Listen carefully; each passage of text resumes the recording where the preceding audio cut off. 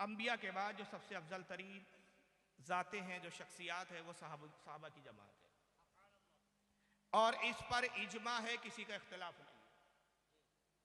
पूरी कायनात में अंबिया के बाद सबसे अफजल तरीन जो ज़ातें हैं, जो शख्सियात है, वो सहाबा की जमात है। अब सवाल यह पैदा होता है कि सहाबी कहते किसको है? सहाबी वाहिद को कहते, एक हो तो सहाबी कहते, बहुत सारे लोग हो तो उसको सहाबा कहते या असहाब कहते। बाज़ औक़ात असहाब रसूल भी कहते, असहाबुन नबी भी कहते। असहाब के मायने, सहाबी के मायने होते हैं साथी, लग़वी मायने है साथी। सहाबी रसूल यानी रसूल के साथी, असहाब रसूल यानी रसूलुल्लाह के साथी। ये लफ्ज़ी तर्जमा है। अब सहाबी की तारीफ क्या है? मजमूई तौर पर हमारे उलमाए अहले सुन्नत ने सहाबी की जो तारीफ बयान की है वो ये है कि ईमान की हालत में अपनी माथे की आंखों से अल्लाह के नबी सल्लल्लाहु ताला अलैहि वसल्लम को देखा हो, दीदार किया हो, चाहे एक आन हो, एक घड़ी हो, एक झलक भी अगर हुजूर की ईमान की हालत में देख लिया, फासला चाहे कितने ही दूर का हो, ये नहीं कि हुजूर को करीब से देखा हो, पास बैठकर देखा हो, चाहे मजमे आम हो, भीड़ हो, हजारों लाखों की भीड़ हो, और रसूलुल्लाह को एक झलक देख लिया और हालत ईमान में देखा, फिर ईमान के साथ उसका खात्मा हो गया, उसे सहाबी कहते हैं।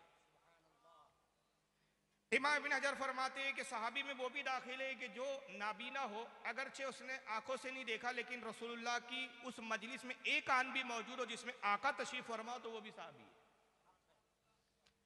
अब ये एक आन देखा, एक घड़ी देखा रसूलुल्लाह को, आखिरी सहाबी जिसने सरकार को देखा। मुहद्दिसीन के नजदीक हुजर इब्न अदी रदी अल्लाह ताला अन्हु वो आखिरी सहाबी है जिन्होंने रसूलुल्लाह पर ईमान लाया। बाद ने इस पर इख्तलाफ किया, लेकिन जमहूर का, मेजॉरिटी का इस बात पर इत्तेफाक है कि सबसे आखिर में ईमान लाने वाली जो ज़ात और शख्सियत है, उसके बाद हुजूर का फिर विसाल हो गया, इंतकाल हो गया, उसके बाद फिर हुजूर को किसी ने ज़ाहिरी तौर पर नहीं देखा। वो आखिरी शख्सियत जिन्होंने हुजूर को देखा और ईमान लाए, उनका नाम है हुजर इब्न अदी रदी अल्लाह ताला।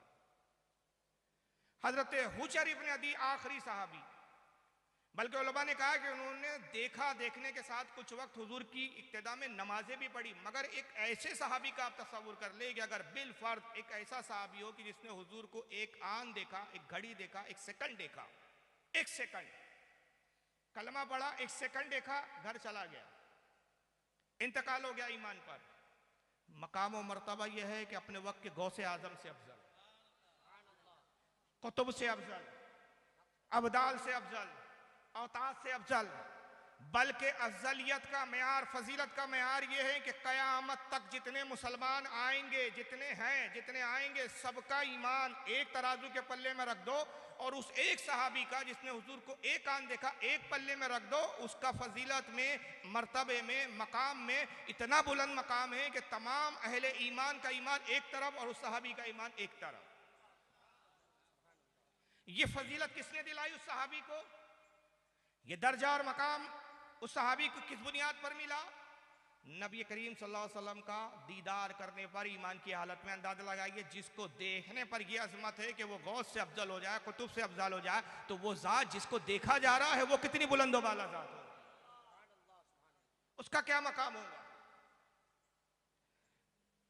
अगर एक शख्स ने ईमान लाया, रसूलुल्लाह को देखा, लेकिन नऊज़ुबिल्लाह माअज़ल्लाह मुर्तद हो गया, इस्लाम से फिर गया, खात्मा आप कुफ्र पर हो रहा है, साहबी में।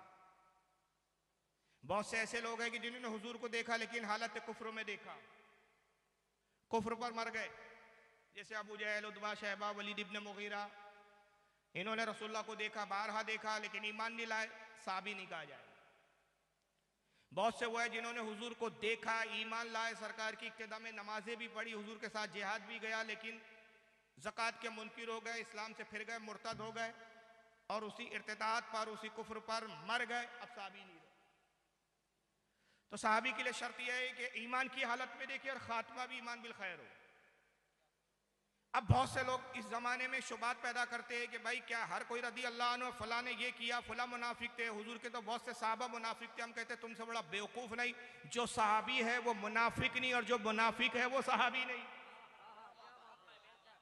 तो पता चला कि तुम इल्म की ऐन को भी छुए नहीं हो अभी। जिसका सहाबी होना साबित हो गया वो मुनाफिक नहीं, और जिसका मुनाफिक होना साबित हो जाए वो सहाबी नहीं। दोनों सिफतें मुतज़ाद है, एक हो ही नहीं सकती। ये दोनों सिफतें ऐसी है जैसे जमीन और आसमान जो एक नहीं हो सकते, जैसे जमीन और आसमान एक नहीं हो सकते, वैसे मुनाफिक सहाबी नहीं हो सकता और सहाबी मुनाफिक नहीं हो सकता। अब जिनके बारे में कुरान और हदीस में कह दिया गया, अल्लाह के नबी ने फरमा दिया, बता दिया ये मुनाफिक है, उन्हें मुनाफिक समझना जरूरियात दीन में से। और जिनके बारे में हदीस खामोश, रसूल खामोश, कुरान खामोश, अब कोई बदबक कहे कि ये मुनाफिक थे, फुला मुनाफिक थे, फुला मुनाफिक थे, तो गोया या तो वो नब्वत का दावेदार है, क्योंकि मुनाफिकत एक ऐसी चीज है कि जो दिल की कैफियत का नाम है। मुनाफिक उसे कहा जाता है कि जाहिर में इस्लाम बताता है, अंदर बातिन में कुफ्र को रखता है, और ये अंदर कुफ्र छुपा है। इस अंदरूनी कैफियत को जानने वाला या तो नबी हो या वक्त का बहुत बड़ा वली कामिल हो। आप न वली है ना नबी है, तो आपको कैसे पता चला कि फुला मुनाफिक है? तो या तो आप नबुव्वत का दावा कर रहे हैं, तो तुमने उसको, उस सहाबी को मुनाफिक कहकर उस सहाबी का कुछ नहीं बिगाड़ा, बल्कि अपने ईमान का बेड़ा गर्क कर दिया। तो ये चीजें याद रखिए। अब इन तमाम सहाबा में सबसे अफजल तरीन जात किसकी है? हजरत सैयदना अबू बकर सिद्दीक रदी अल्लाह ताला। और इस पर इजमा है। इजमा किसका? मौलियों का नहीं, बरेली के आलिमों का नहीं। इसलिए नहीं कि आला हजरत ने कह दिया अबू बकर सिद्दीक सबसे अफजल है तो हमने कहा, आला हजरत ने कहा तो हम मानते हैं। अबू बकर सिद्दीक तमाम अंबिया के बाद, तमाम सहाबा में, तमाम इंसानों में, हुजूर की तमाम उम्मत और पिछले अंबिया की उम्मत में अंबिया के बाद सबसे अफजल तरीन है। इस पर इजमा किसका है? सहाबा इकराम का इजमा। और इस इजमा पर मोहर किसकी है? रसूलुल्लाह सल्लल्लाहु तआला अलैहि वसल्लम की मोहर। हुजूर ने खुद अपने जमाने ज़ाहिरी में बता दिया कि अबू बकर सिद्दीक से अफजल मेरे असहाब में कोई नहीं। वक्त की तंगदामा नहीं है, वरना मैं आपको हदीस के स्कैन भी दिखाता, वो किताबें भी दिखाता, उनके हवाले भी देता। हुजूर ने अबू बकर सिद्दीक की अफजलियत पे मोहर लगाते हुए मुख्तलिफ मकामात पर मुख्तलिफ हदीस इरशाद फरमाई।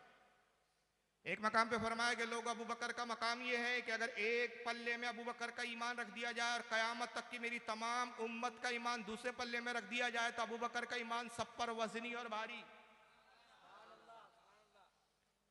दूसरे मकाम पे फरमाया कि लोग अबू बकर से सबकत ना करो, अंबिया के बाद न किसी पर सूरज तुलू हुआ न गुरूब हुआ सिवाय अबू बकर के, कि जो सब में अफजल तरीन है। मैं अबू बकर सिद्दीक की फजीलत में एक बात अर्ज करता चलूं। इसको बहुत सारे मुतअद्दिद उलमा ने लिखा है, एक दो नहीं सैकड़ों हवाले हैं कि हज़रत जिब्रील अलैहिस्सलाम सरकार की खिदमत में हाजिर होते हैं। अर्ज करते या रसूलल्लाह, अल्लाह रब्बुल इज़्ज़त ने मुझे भेजा है और रब इरशाद फरमाता है कि मैं महबूब के पास जाऊं और हुजूर सल्लल्लाहु अलैहि वसल्लम अपने जिस सहाबी का तस्करा सुनना पसंद करें, मैं उस सहाबी का तस्करा करूं। तो अल्लाह के नबी बताइए कि मैं किस सहाबी का तस्करा करूं, आप किस सहाबी के बारे में सुनना चाहते हैं? सरकार ने फरमाया कि मेरे उमर के बारे में बताओ। जिब्रील, उमर की क्या फजीलत है? जिब्रील अलैहिस्सलाम अर्ज करते या रसूलल्लाह, उमर रदी अल्लाह ताला अन्हु की फजीलत का यह आलम है कि जितने वो जमीन में मशहूर नहीं है, उससे ज्यादा आसमानों में उनकी शोहरत है। उनकी तारीफ और तौसीफ फरिश्ते करते हैं। और ऐ अल्लाह के नबी सल्लल्लाहु ताला अलैहि वसल्लम, अगर मैं हजरत उमर की फजीलत बयान करना शुरू करूं और मुझे अगर नूह अलैहिस्सलाम की कौम में ठहरने के बराबर उम्र दे दी जाए, जो 950 साल का अरसा है, 950 साल दुनिया में मुझे अगर दे दिए जाए और आप तशरीफ फरमा हो और 950 साल तक मैं उमर की फजीलत बताता रहूं, तो 950 साल गुजर जाएंगे, लेकिन उमर की फजीलत का एक बाब, एक चैप्टर भी मुकम्मल नहीं हो पाएगा। एक बाब मुकम्मल नहीं हो पाएगा। और ऐसे कई बाब है जो हजरत उमर की फजीलत में है। ये उमर की फजीलत है। आका ने इरशाद फरमाया कि ऐ जिब्रील, ये जब उमर की फजीलत तो बताओ, अबू बकर के बारे में तुम क्या कहते हो? अर्ज के अल्लाह के नबी, अबू बकर सिद्दीक का मकाम यह है कि जितनी फजीलत उमर की और जितनी नेकियां उमर की, अबू बकर की एक नेकी के बराबर। जिंदगी की तमाम नेकियां उमर की एक पल्ले में और अबू बकर सिद्दीक की एक नेकी एक पल्ले। मगर फिर बात यहां ये शुरू होती है कि इख्तलाफ इस पर होता है कि भाई चलो ठीक है, हमने मान लिया कि हजरत उमर से अफजल है अबू बकर सिद्दीक, मगर हमारा मसला तो हजरत अली का है। हम तो भाई हजरत अली को अफजल करार देते हैं। ताइए मौला कायनात खुद क्या कहते हैं, दुरूद शरीफ पढ़े आप।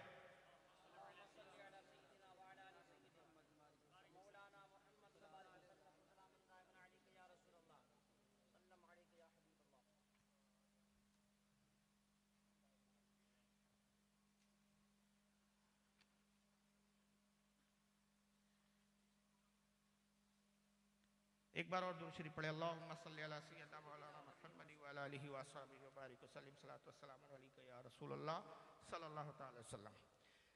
तो बहस तो इस पर है कि भाई हम अली को पहले नंबर पर मानते हैं। सवाल ये पैदा होता है कि क्या ये कुरान और हदीस है या सहाबा का इजमा है या आपकी तबीयत है। आपकी तबीयत है तो आपकी तबीयत दीन नहीं हो सकती। आपका कौल हुज्जत नहीं है, हुज्जत मौला अली का कौल होगा, हुज्जत सहाबा का इजमा होगा, हुज्जत हदीस रसूल होंगी।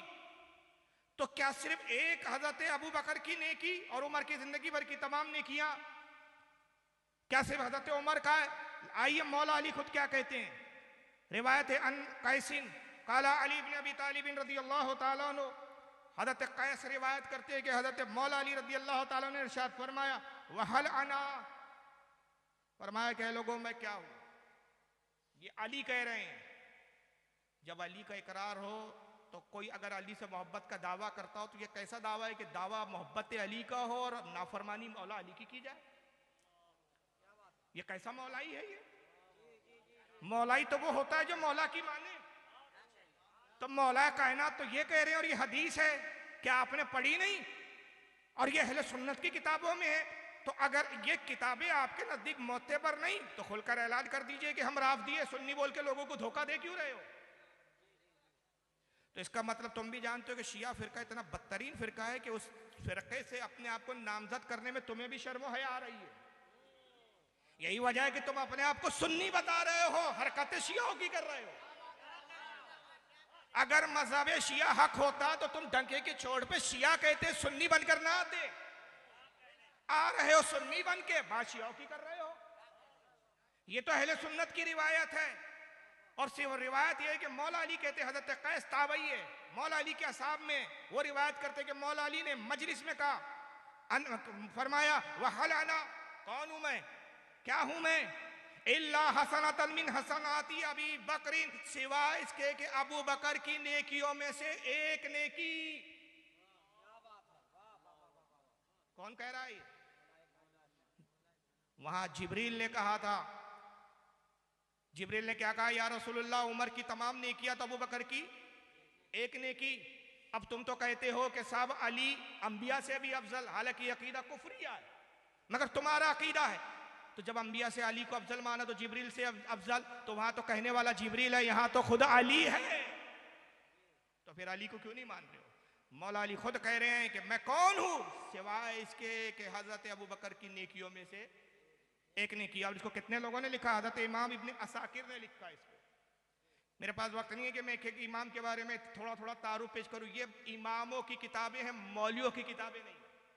फिर इमाम जब मैं लफ्ज इस्तेमाल करूं तो इमाम से मस्जिद का इमाम नहीं, उम्मत का इमाम, अपने जमाने का इमाम, अपने वक्त का इमाम। और जिनके मैं नाम ले रहा हूं, जिनकी मैं किताबों के रेफरेंस कोट कर रहा हूं, इनकी इमामत पर कुल उम्मत का इत्तेफाक, इनके इमाम होने पर। आपका तो इमाम होने का, ये आलिम मस्जिद के इमाम है, आपकी जमातियों का इत्तेफाक पूरा नहीं। कुछ मान रहे हैं तो कुछ मानने के लिए तैयार नहीं।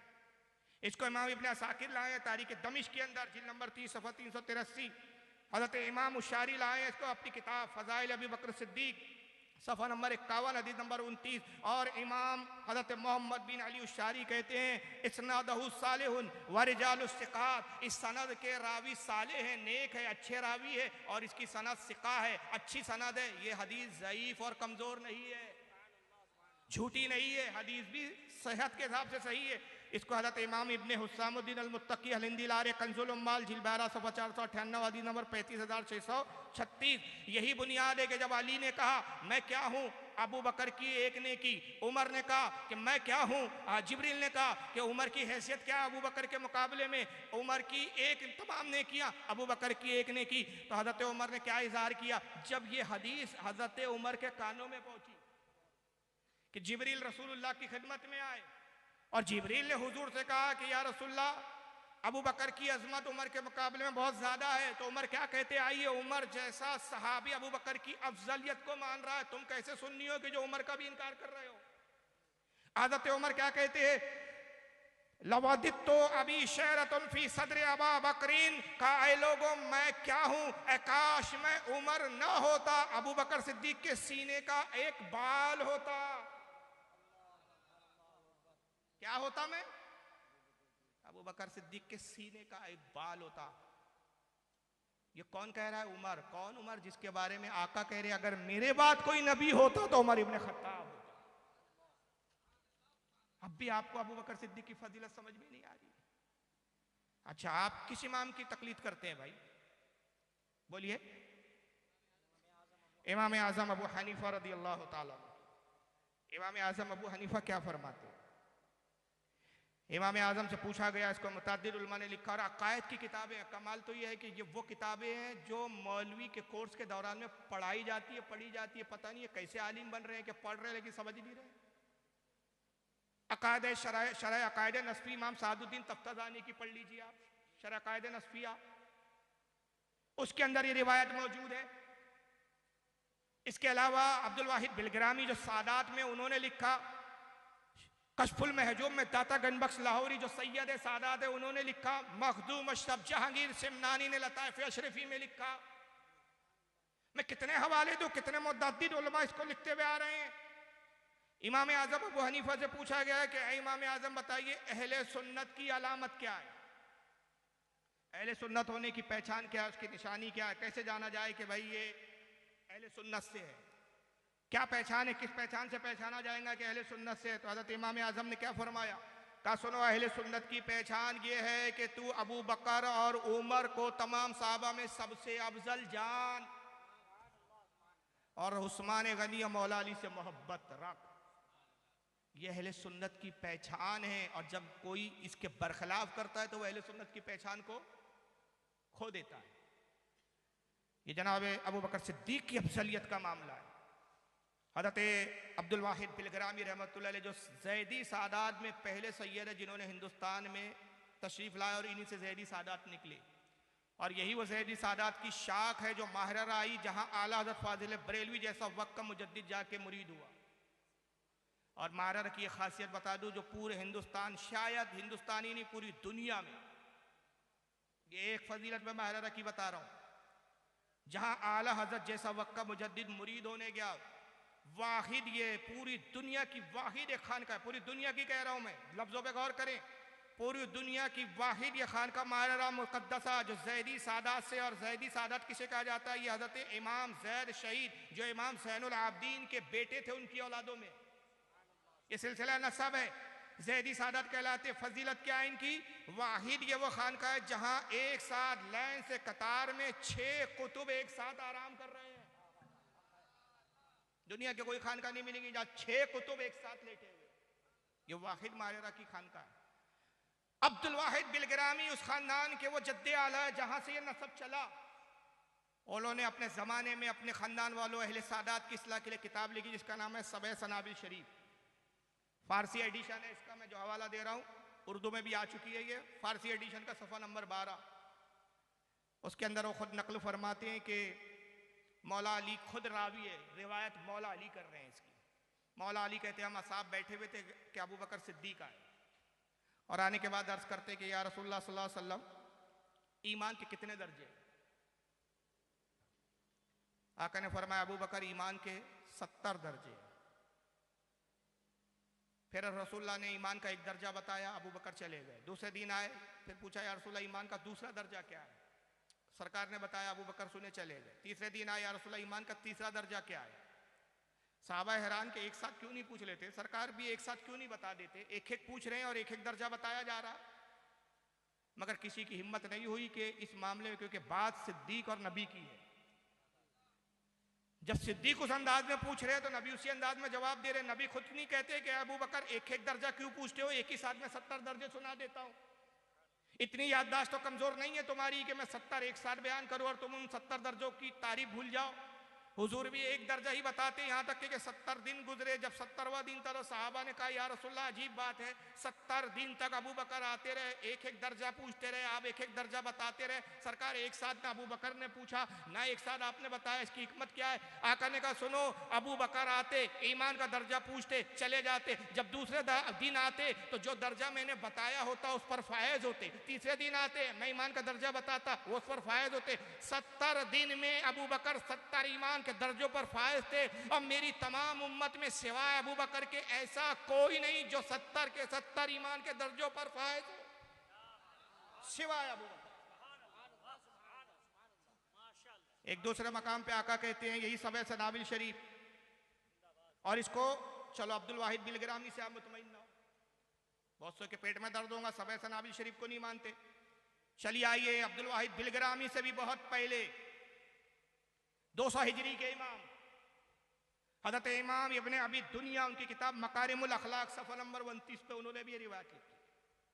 हाफिज इब्ने असाकिर 500 हिजरी के इमाम तारीख दमिश्क जिल नंबर 3 सफ़ा 130 पे लिखा। हज़रत इमाम खैसमा ने फ़ज़ाइल सहाबा सफ़ा 141 पे लिखा। इमाम इब्ने हजर अस्कलानी जरा तादील के मोतमद मुस्तनद आलिम दीन, फन रिजाल में जिनको सनद माना जाता है, जिनकी हैसियत को इमाम इब्ने हजर अस्कलानी रहमतुल्लाह अलैह लिसानुल मिज़ाल जिल नंबर 3 सफ़ा 187 पे, इमाम मुहिबुद्दीन तबरी ने अर्रियाज़ी नज़ीरा जिल 2 सफ़ा 113 पे लिखा, और भी उलमा ने लिखा। तो बहरहाल अबू बकर सिद्दीक की फजीलत में कहाँ तक बताऊँ, वक्त नहीं है। बस आखिरी में मैं एक हदीस सुना रहा हूँ जो फैसला कुन है, बात उस पर ख़त्म। गोया कहा जाता है ना कि किस्सा मुख्तसर, लेकिन वो चीज़ बताने से पहले आपसे मैं एक सवाल करता हूँ। अहले सुन्नत व जमात में हम सुन्नी है, याद रखिए, कुरान के बाद सबसे अफजल मुस्तनद मोतमद मोतबर कौन सी किताब मानी जाती है? बोलिए, पब्लिक बोले, आप ना बोले। बुखारी। इत्तेफाक है ना इस पर उम्मत कि भाई सही बुखारी कुरान के बाद क्या है? उसकी कोई रिवायत ज़ईफ नहीं। आइए सही बुखारी से ही पूछें कि भाई बाद अज़ अंबिया कौन अफजल है, तो मैं आपके सामने बुखारी का सफ़ा दिखा देता हूं। यह है आपके सामने स्क्रीन पे बुखारी, पब्लिक को दिख रही है? इधर भी स्क्रीन है कि नहीं, अवाम की तरफ हा? लगी है, दिख रही है सही बुखारी आपके सामने। सही बुखारी किताब असहाबुन नबी सल्लल्लाहु अलैहि वसल्लम, हदीस नंबर 3671।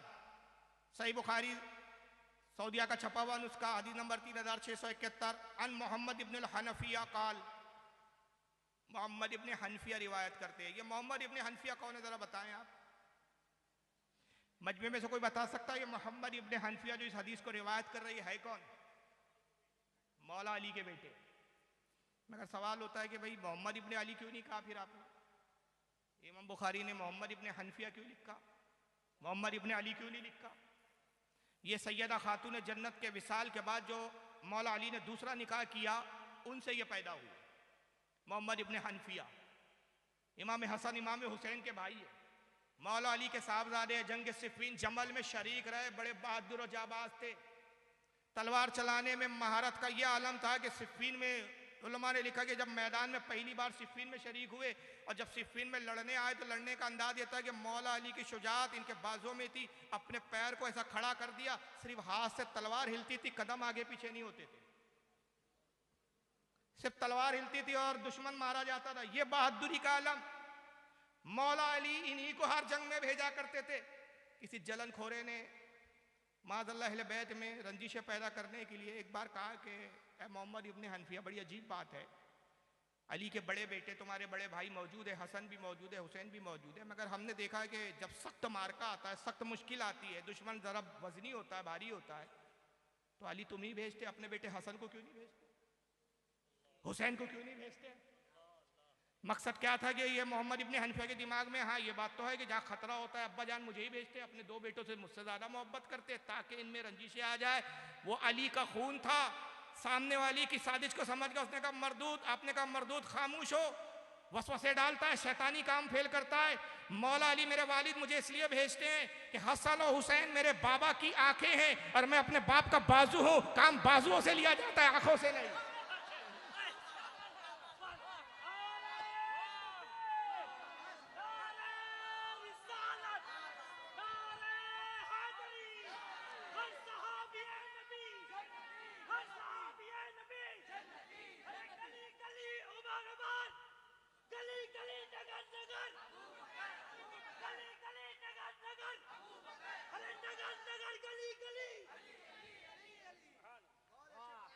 ये है मोहम्मद इब्ने हनफिया रज़ी अल्लाह ताला अन्हु, अली के साहबजादे। लेकिन हनफिया इसलिए कहते हैं कि इनके नाना का नाम था हनीफा।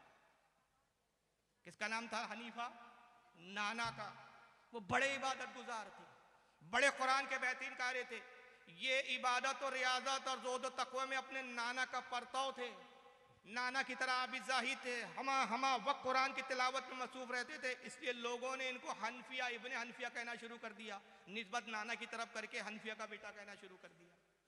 और ये इतना मशहूर हुआ कि मौला अली ने भी इस नाम को पसंद किया और कहा कि तुम अपना नाम मोहम्मद इब्ने हनफिया ही लिखा करो, अपने नाना की तरफ निस्बत करो, वरना है ये हकीकत में कौन? मोहम्मद इब्ने अली। वो रिवायत करते, मुझे बताओ इस रिवायत के बाद किसी और रिवायत की जरूरत बच जाती है, रह जाती है? मौला अली का शहजादा रिवायत करते कहता है, काला कुल्तु ले अबी, मैंने अपने वालिद से सवाल किया। वालिद यानी किससे? मौला अली से। मैंने अपने वालिद मौला अली से सवाल किया, अय्युन नासी खैरुन बादा रसूलिल्लाहि सल्लल्लाहु अलैहि वसल्लम। अब्बा जान आप बताइए, रसूलुल्लाह के बाद सबसे अफजल कौन है? पूछ रहा है बेटा, जवाब बाप का है। पूछने वाला भी अजीम, बताने वाला भी अजीम। मौला अली ने तवक्कुफ नहीं किया, सोचा नहीं, गौर व फिक्र नहीं किया। जैसे ही बेटे ने पूछा, अय्युन नास खैरुन बादा रसूलिल्लाहि सल्लल्लाहु अलैहि वसल्लम, अब्बा जान बताइए रसूलुल्लाह के बाद, अंबिया के बाद सबसे अफजल कौन है? काला अबू बकरिन, का बेटा अबू बकर है। फिर उन्होंने दूसरा सवाल किया, कुल तो सुम्मा मन, अब्बा जान उनके बाद कौन अफजल है? अबू बकर के बाद कौन है? मौला अली ने फरमाया सुम्मा उमर हो, कहा वो उमर है। अब बेटा बेटा होता है। देखा अब्बा जान तो बड़ा अजीब जवाब दे रहे हैं। मैं कह रहा हूं कौन अफजल, तो अबू बकर का नाम ले लिया। फिर मैंने कहा सुम्मा मन, उनके बाद कौन, तो उमर का नाम ले लिया। खुद हजरत मोहम्मद इब्ने हनफिया कहते हुए खशी तो यकूला उस्मान, अब मुझे डर हुआ कि मैंने फिर पूछा उसके बाद कौन, तो उस्मान का नाम ले लेंगे। अगर मैंने इस तरह सवाल किया सुम्मा मन उनके बाद कौन, तो उस्मान का नाम ले लेंगे, तो मैंने सवाल ही बदल दिया, ताकि पहले नंबर पे अब्बा नहीं है, दूसरे नंबर पे नहीं है, तो कम से कम तीसरे पे तो आ जाए अब्बा जान। तो अब सवाल बदला और कहा कुल तो सुम्मान था, अब्बा जान उनके बाद तो आप अफजल है, उमर के बाद तो आप अफजल है। काला माना इल्ला रजुलुन मिनल मुस्लिमीन, कहा नहीं बेटा इस अफजलियत में मुझे कहाँ ला रहे हो, मैं तो मुसलमानों में से एक आम मुसलमान हूं।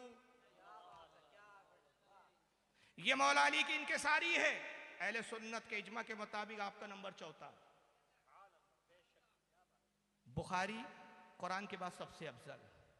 और फिर सवाल ही नहीं कि इसको सिर्फ इमाम बुखारी ने लिखा, ये मुस्लिम में भी है, ये हदीस अबू दाऊद में भी है, ये हदीस इमाम अहमद इब्ने हम्बल ने भी लिखी। इसी हदीस को गौस आजम ने गोनीत तालिबीन में लिखा। इसी हदीस को मखदूम अशरफ जहांगीर सिमनानी ने लताइफ अशरफी में लिखा। इसी हदीस को इमाम बहकी ने लिखा। इसी हदीस को इमाम इब्ने अब्दुल बर ने लिखा। इसी हदीस को इमाम इब्ने अबी आसिम ने लिखा। इस पर मैंने जब हवाले जमा किए 144 मुस्तनद हदीसों की किताबों में रिवायतें मुझे मिली। बुखारी से लेकर हजरत मुजद्दिद अल-फ़सानी और मुजद्दिद अल-सानी से लेकर इमाम अहमद अज़म मुहद्दिस बरेलवी तक सब इस रिवायत को लिखते आ रहे हैं। अब एक छोटा सा सवाल, अब अगर कोई आपके पास आए और कहे अली का पहला नंबर, दमादम मस्त कलंदर अली का पहला नंबर, उससे एक सवाल, तो शिया है कि सुन्नी? जवाब बाद में दिया जाएगा। अफजल अबू बकर है या अली है, इसका जवाब बाद में। पहला ये सवाल, तू अपनी पोजीशन बता, तू शिया है क्या सुन्नी? अगर शिया है तो हमारी बला से तुझे जवाब देना हम पर वाजिब नहीं, जरूरी नहीं। अब अगर तू शिया है तो फिर जवाब दूसरे एंगल से दिया जाएगा किताबें दूसरी होंगी, जवाब की नौइयत दूसरी होंगी, क्योंकि तेरा फिरका अलग है। अब तू जान, तेरे काले कपड़े, तेरा मातम, तेरा सीना पीटना, तेरा सीना चीरना, तेरे मातम उठा करना, वो तू जान, हमें गरज नहीं शियाओं से, राफदियों से। और अगर तू सुन्नी है तो बता कैसा सुन्नी है जो बुखारी को नहीं मानता, तू कैसा सुन्नी है जो मुस्लिम को नहीं मानता, फिर तू कैसा सुन्नी है कि जो मुस्नद अहमद को नहीं मानता, तू कैसा सुन्नी है जो गौसे आजम को नहीं मानता, तू कैसा सुन्नी है जो दाता गंज लाहौरी को नहीं मानता। तो तू सुन्नी नहीं है, तू एजेंट है, और हमारे बीच आकर तो हमारे अहले सुन्नत पे दरार पैदा करना चाहता है। गुफ्तगू करने का अंदाज सीखिए, हर सवाल का जवाब देने में जल्दबाजी नहीं, पहले सामने वाले की हैसियत तो तय हो कि तेरी अपनी हैसियत क्या है, किस हैसियत की बुनियाद पर तू गुफ्तगू कर रहा है, किस हैसियत की बुनियाद पर बात कर रहा है। और अगर तू शिया है तो फिर हम तुझे क्यों समझा। अल्लाह ताला ने तुझ पर एक ऐसा अजाब मुसल्लत कर दिया कि जिसमें हम मुदाखलत कर नहीं सकते। हर साल वो वक्त आता है, तू सीने पीटता है, चाकू से अपने सीने चाक करता है, खून निकालता है। तो मैं तो ये कहता हूं कि अल्लाह ने कुदरत का इंतजाम, कुदरती इंतजाम हो गया कि जिस दिल में मोहब्बत अबू बकर उमर न हो, वो दिल और वो सीने इसी लायक हैं कि कूटे जाएं और पीटे जाएं।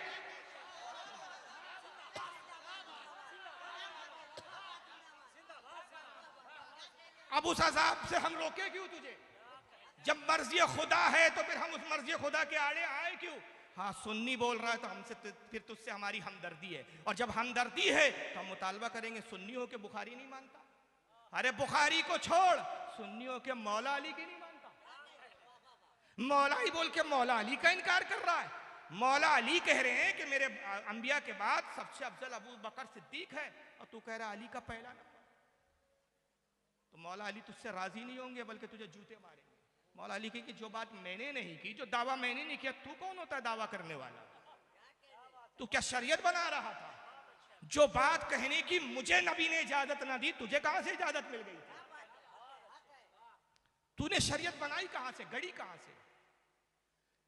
तो याद रखिए, मैं मौला अली की रिवायत इतनी सुना सकता हूं, और इस पर तो मैं एक मुस्तकिल किताब लिख रहा हूं, 250 सफ़े किताब के लिखे जा चुके हैं,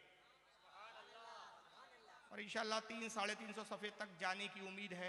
मैं उसमें सिर्फ वो रिवायतें जमा कर रहा हूँ। किताब का नाम ही मैंने वो रखा है। असल में मुझे प्रॉब्लम यह है, काफ़ी दिन से मैं लिख रहा हूँ, लेकिन वक्त की बड़ी किल्लत रहती मेरे पास। जलसे भी रहते, घरेलू मामलात भी रहते, ख़ानदानी मामलात भी रहते, और भी बहुत से मसरूफियात है। वक्त थोड़ा थोड़ा मिलता है तो मैं घर पे जब फुर्सत में होता हूँ थोड़ा बहुत, तो फिर किताब पे काम करता हूँ। अल्लाह करे वो किताब मुकम्मल हो तो इंशाअल्लाह अहले सुन्नत जब देखेंगे तो तबीयत खुश हो जाएंगी। किताब का नाम है फ़ज़ाइल अबू बकर उमर बज़माने अली हैदर।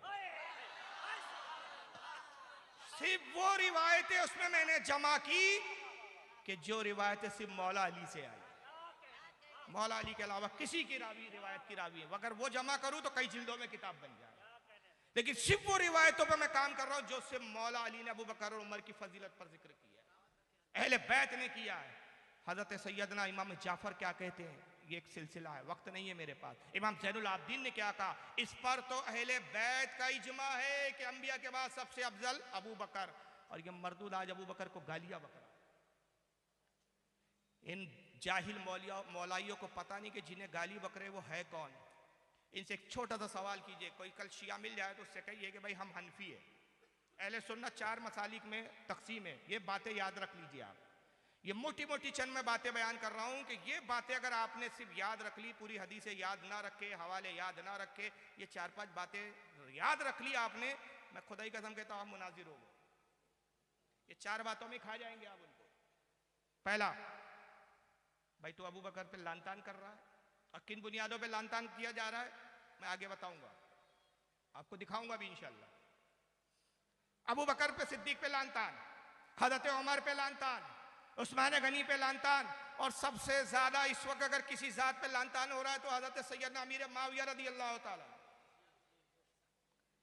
अमीर माविया से शुरू होते हैं, हिम्मत बढ़ती है, उस्मान गनी तक जाते हैं, हिम्मत बढ़ती है, उमर तक आते हैं, उमर के बाद फिर अबू बकर सिद्दीक तक, और फिर कहीं का नहीं रहता है, घर का ना घाट का।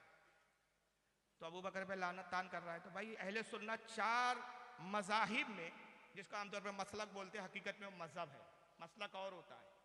4 मज़ाहिब में मुनक़सिम है अहले सुन्नत। 4 मजहब में हम लोग तकसीम है, एक है हनफी, दूसरा है शाफ़ई, तीसरा है मालिकी, और चौथा हम्बली।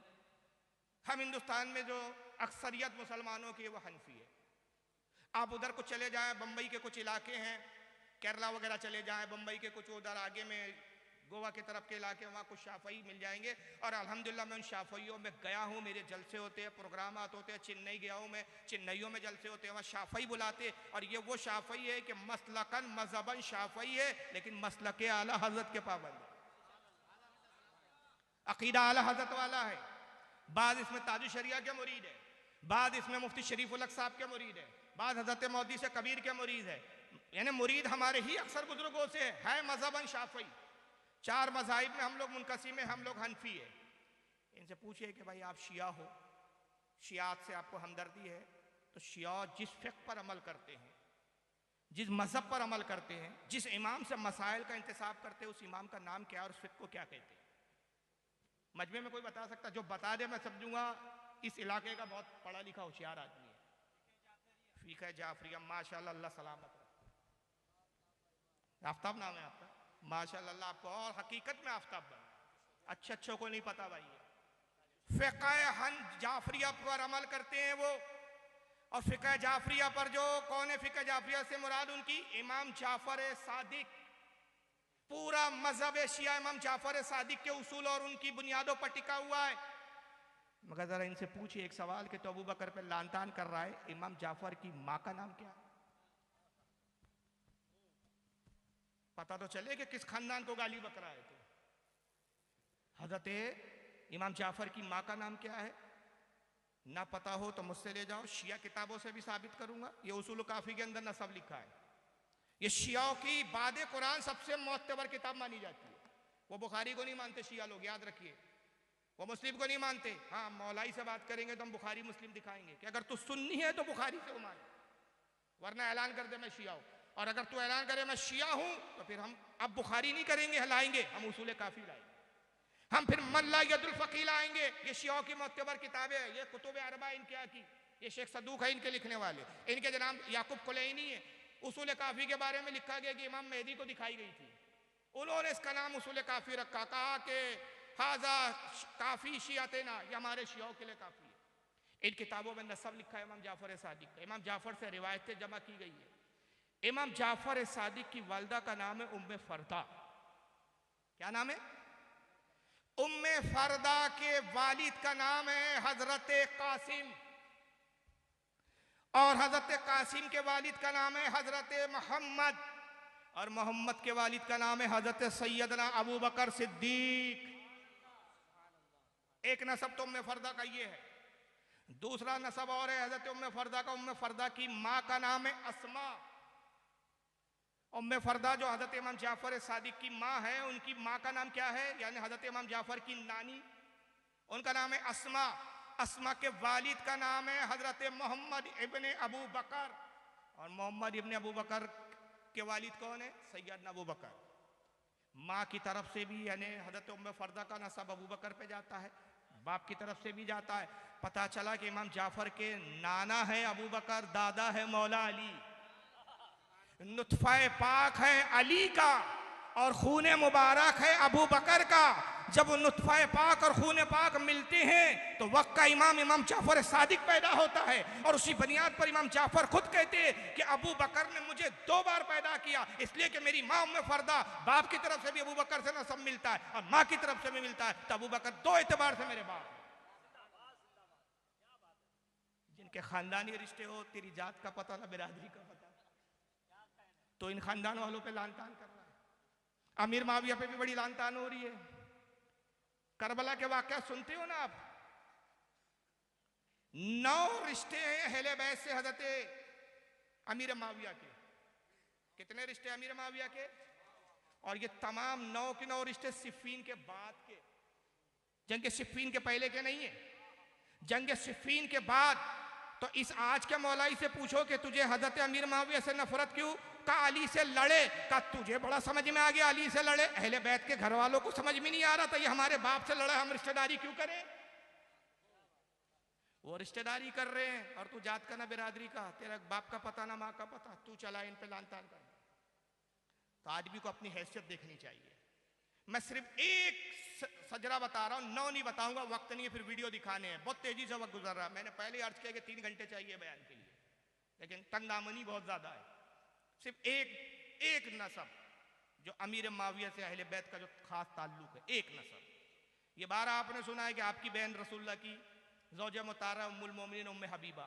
मैं तो दूसरा सिलसिला सिफ़ीन के बाद का सुना रहा हूं। करबला में एक बड़े जाबाज बहादुर, करबला के एक अजीम हीरो का नाम आता है हजरत अली अकबर। नाम सुना है क्या नहीं? कौन सा राफ़दी है जो अली अकबर की शहादत रो रो के बयान नहीं करता? हम शबीए पैगंबर इनका लक़ब था, रसूलुल्लाह की शबी थे और हुजूर से चेहरे मुबारक इतना मिलता था, इतनी तशबीह थी रसूलुल्लाह के चेहरे मुबारक से कि जब मैदान करबला में लड़ने आए हजरत अली अकबर, यजीदी भी इनके चेहरे को देखकर रोने लगे थे कि ऐसे शहजादे को भी हमें कत्ल करना पड़ेगा यजीद की खातिर। अली अकबर इमाम हुसैन के साहबजादे, जरा इन पूछो मौलाइयों से कि अली अकबर आसमान से तो नहीं टपके थे। इंसान के वजूद के लिए एक औरत की माँ की भी जरूरत पड़ती है, और माँ वो है जिसके बारे में आका ने कहा कि उसके कदमों के नीचे जन्नत है। अली अकबर की माँ का नाम क्या है? इमाम हुसैन की बीवी है, अली अकबर की माँ है। कौन है भाई? उनका नाम है उम्मे लैला। क्या नाम है? उम्मे लैला की माँ कौन है? उनका नाम है मैमुना। और मैमुना कौन है? मैमुना हजरत अमीर माविया की सगी भांजी है। मैमुना अमीर माविया की छोटी बहन, बड़ी बहन उम्मे हबीबा, उनका निकाह रसूलुल्लाह से हुआ। छोटी बहन हजरत मैमुना, उनकी बेटी हजरत उम्मे लैला। उम्मे लैला का निकाह हजरत इमाम हुसैन से हुआ। इमाम हुसैन और उम्मे लैला से अली अकबर पैदा हुए जो करबला में शहीद हुए। और ये निकाह, ये शादी सिफ़ीन के बाद हुई। तो मैदान सिफ़ीन में लड़ने के बाद, बावजूद जंग करने के बाद, और सिफ़ीन में हुसैन पाक भी मौजूद थे अमीर माविया के खिलाफ, तब भी उस खानदान में रिश्तेदारी की। क्यों की? उन्हें पता था कि हमारी ये जंग कोई कुफ्र इस्लाम की बुनियाद पर नहीं है, अमीर माविया काफिर नहीं है, हमारी जंग उसूल की बुनियाद पर है। और उसूल ये है कि अमीर माविया के नजदीक कातिलाने उस्मान हजरत अली की फौज में थे। उनका मुतालबा था कि कातिलाने उस्मान को हमारे हवाले करो ताकि हम उनसे बदला ले। वजह यह है कि उस्मान गनी उनके चचाजाद भाई थे। चचाजाद भाई उस्मान गनी मेरा हक है कि मैं कातिलाने उस्मान से बदला लूं। और मौला अली की मुश्किल और परेशानी यह थी कि कातिल नामजद नहीं थे, कातिलों के लिए कोई गवाह नहीं था, कोई सबूत नहीं था। कातिल जो गए चेहरों पे नकाब डाल के गए, उस्मानी गनी को शहीद कर दिया। वो लोग इकरार नहीं कर रहे थे कातिल हम हैं। तो ऐसी सूरत में कातिलों को तलाश करना इतना आसान था नहीं। मौला अली कहते थे कि मोहलत दी जाए, ऐसा तो नहीं कि मैं किसी को भी उठाऊं और कातिल बोल के आपको दे दूं। तो मौला अली के अपने मसाइल थे, हजरत अमीर माविया के अपने मामलात थे। और उसका नतीजा क्या हुआ कि अहले सुन्नत ने कहा कि हक अली के साथ था, हक पर अली थे। हजरत अमीर माविया से इस मामले में खता इज्तिहादी हुई, लेकिन साबियत के दर्जे से नहीं गिरे। ये माज़अल्लाह काफिर नहीं हो गए, माज़अल्लाह मुनाफिक नहीं हो गए। अब तो आज मुनाफिक कहता है और सरकार गौसे आजम कुदरत तालिबीन में कहते हैं, इसी खानदान के फर्द है, इसी खानदान के खानवादे, वो कहते हैं कि अजीज खबरदार खबरदार, अमीर माविया पे लान तान ना करना। बल्कि मौला अली से तो हम तक ये रिवायत पहुंची कि मौला अली फरमाते कयामत के दिन जो भी हमारे आपसी मामलात हुए अल्लाह ताला उसको हल फरमा देगा और जन्नत में हम पास पास कुर्सियों के एक साथ बैठे हुए होंगे। इनके मामलात तो अल्लाह हल कर देगा सहाबी होने की बुनियाद पे। अब तुम सोचो तुम्हारा ठिकाना क्या होगा इन पे लान तान करके, इनको बुरा बोल के तुम अपनी कितनी आखिरत को तबाह कर रहे हो। सैयदना अबू बकर सिद्दीक पे जो सबसे पहला इल्जाम इन्होंने लगाया, भाई अबू बकर से क्यों नफरत है? कहा हज़रत फातिमा का बाग था, फतह को खा गए थे। अब ये एक बड़ी तफसीली गुफ्तगू है, इस पर वक्त नहीं है मेरे पास। दूसरा इल्जाम, अबू बकर सिद्दीक ने कुरान बदल दिया, जितने फजाइल अहले बैत की हदीसी थी वो सब निकाल दिया, जितनी मौला अली की फजाइल में आयतें थी वो सब निकाल दिया, कुरान चेंज कर दिया। और तीसरा जो सबसे बड़ा इल्जाम है वो ये कि माज़अल्लाह हज़रत खातून जन्नत सैयदा फातिमा को कत्ल करवाया। कत्ल करने वाला कौन था? उमर इब्ने खत्ताब।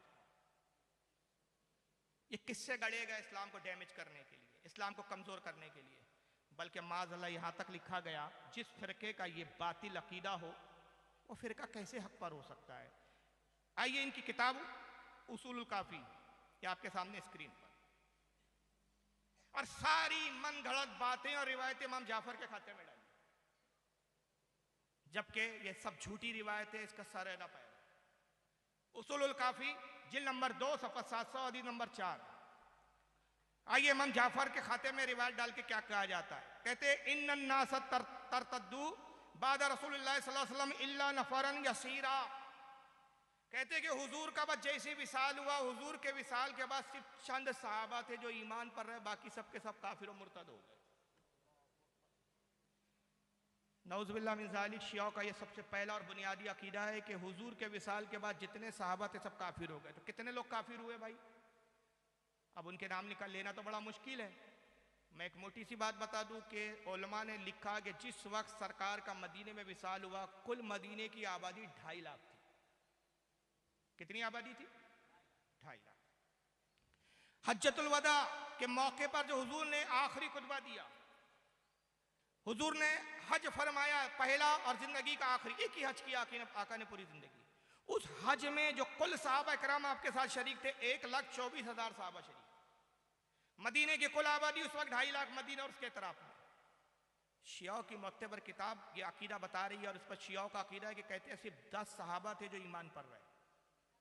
नाम भी लिखे इन्होंने, सिर्फ 10 सहाबा ईमान पर रहे, जिसमें एक हजरत सलमान फारसी, हजरत मिकदाद, हजरत अम्मार यासिर, हजरत अबू ज़र गिफ़ारी, हजरत जाबिर बिन अब्दुल्ला, हजरत अब्दुल्ला इब्न अब्बास, हजरत बिलाल इब्न हारिस, हजरत हुज़ैफा इब्न यमान, हुजैर इब्न अदी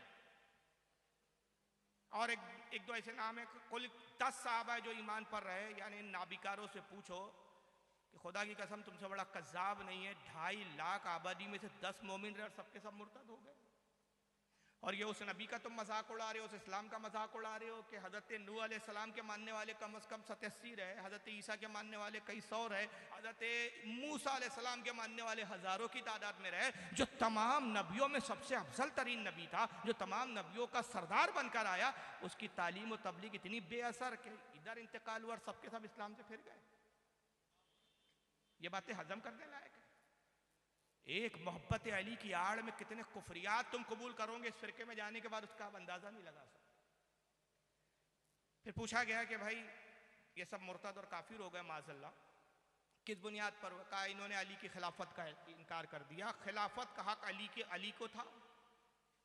अबू बकर सिद्दीक उस खिलाफत पर गाजी हो गए।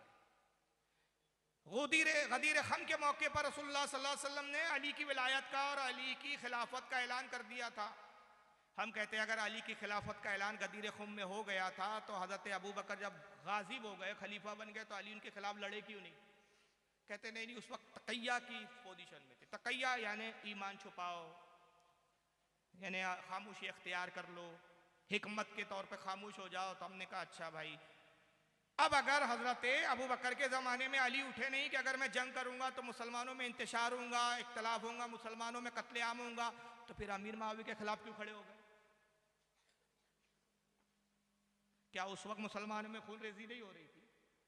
उस वक्त जंग नहीं हो रही थी? खुदा की कसम ये अली का किरदार नहीं है। तुम्हारी अपनी मुस्तनद किताब जिसको तुम कहते हैं नहजुल बलागा, जो हजरत अली की तरफ मंसूब करके कहा गई कि अली के खुतबात पर है, शेख रदीस का लिखने वाला इनका अली में, उस पर मौला अली खुद कहते हैं खुदा की कसम जब तक मेरे हाथ में तलवार की मूठ है पूरी दुनिया बातिल पर यकजा कर ले और मैं तना हक पर रहूं तो मैं पूरी दुनिया से न घबराऊं। अली के हाथ में जब तक तलवार है पूरी दुनिया से तनहा अली लड़ने के लिए तैयार है। ये अली की शुजाअत है। मगर इस तरह के इल्जाम लगाए और आज किस अंदाज में ये बातें करते हैं, और फिर हम जब जवाब देते हैं तो इनका रिप्लाई क्या होता है? हालात खराब है, ना इत्तेफाकी की बातें मत करो। हालांकि ना इत्तेफाकी की बातें ये करते। आइए जरा सुनिए, एक चैनल है ये सुन्नी टॉक, यूके का चैनल है। इस पर 21 मुहर्रमुल हराम को मौला अली की पैदाइश का विलादत का मौका था, उस पर प्रोग्राम हो रहा था।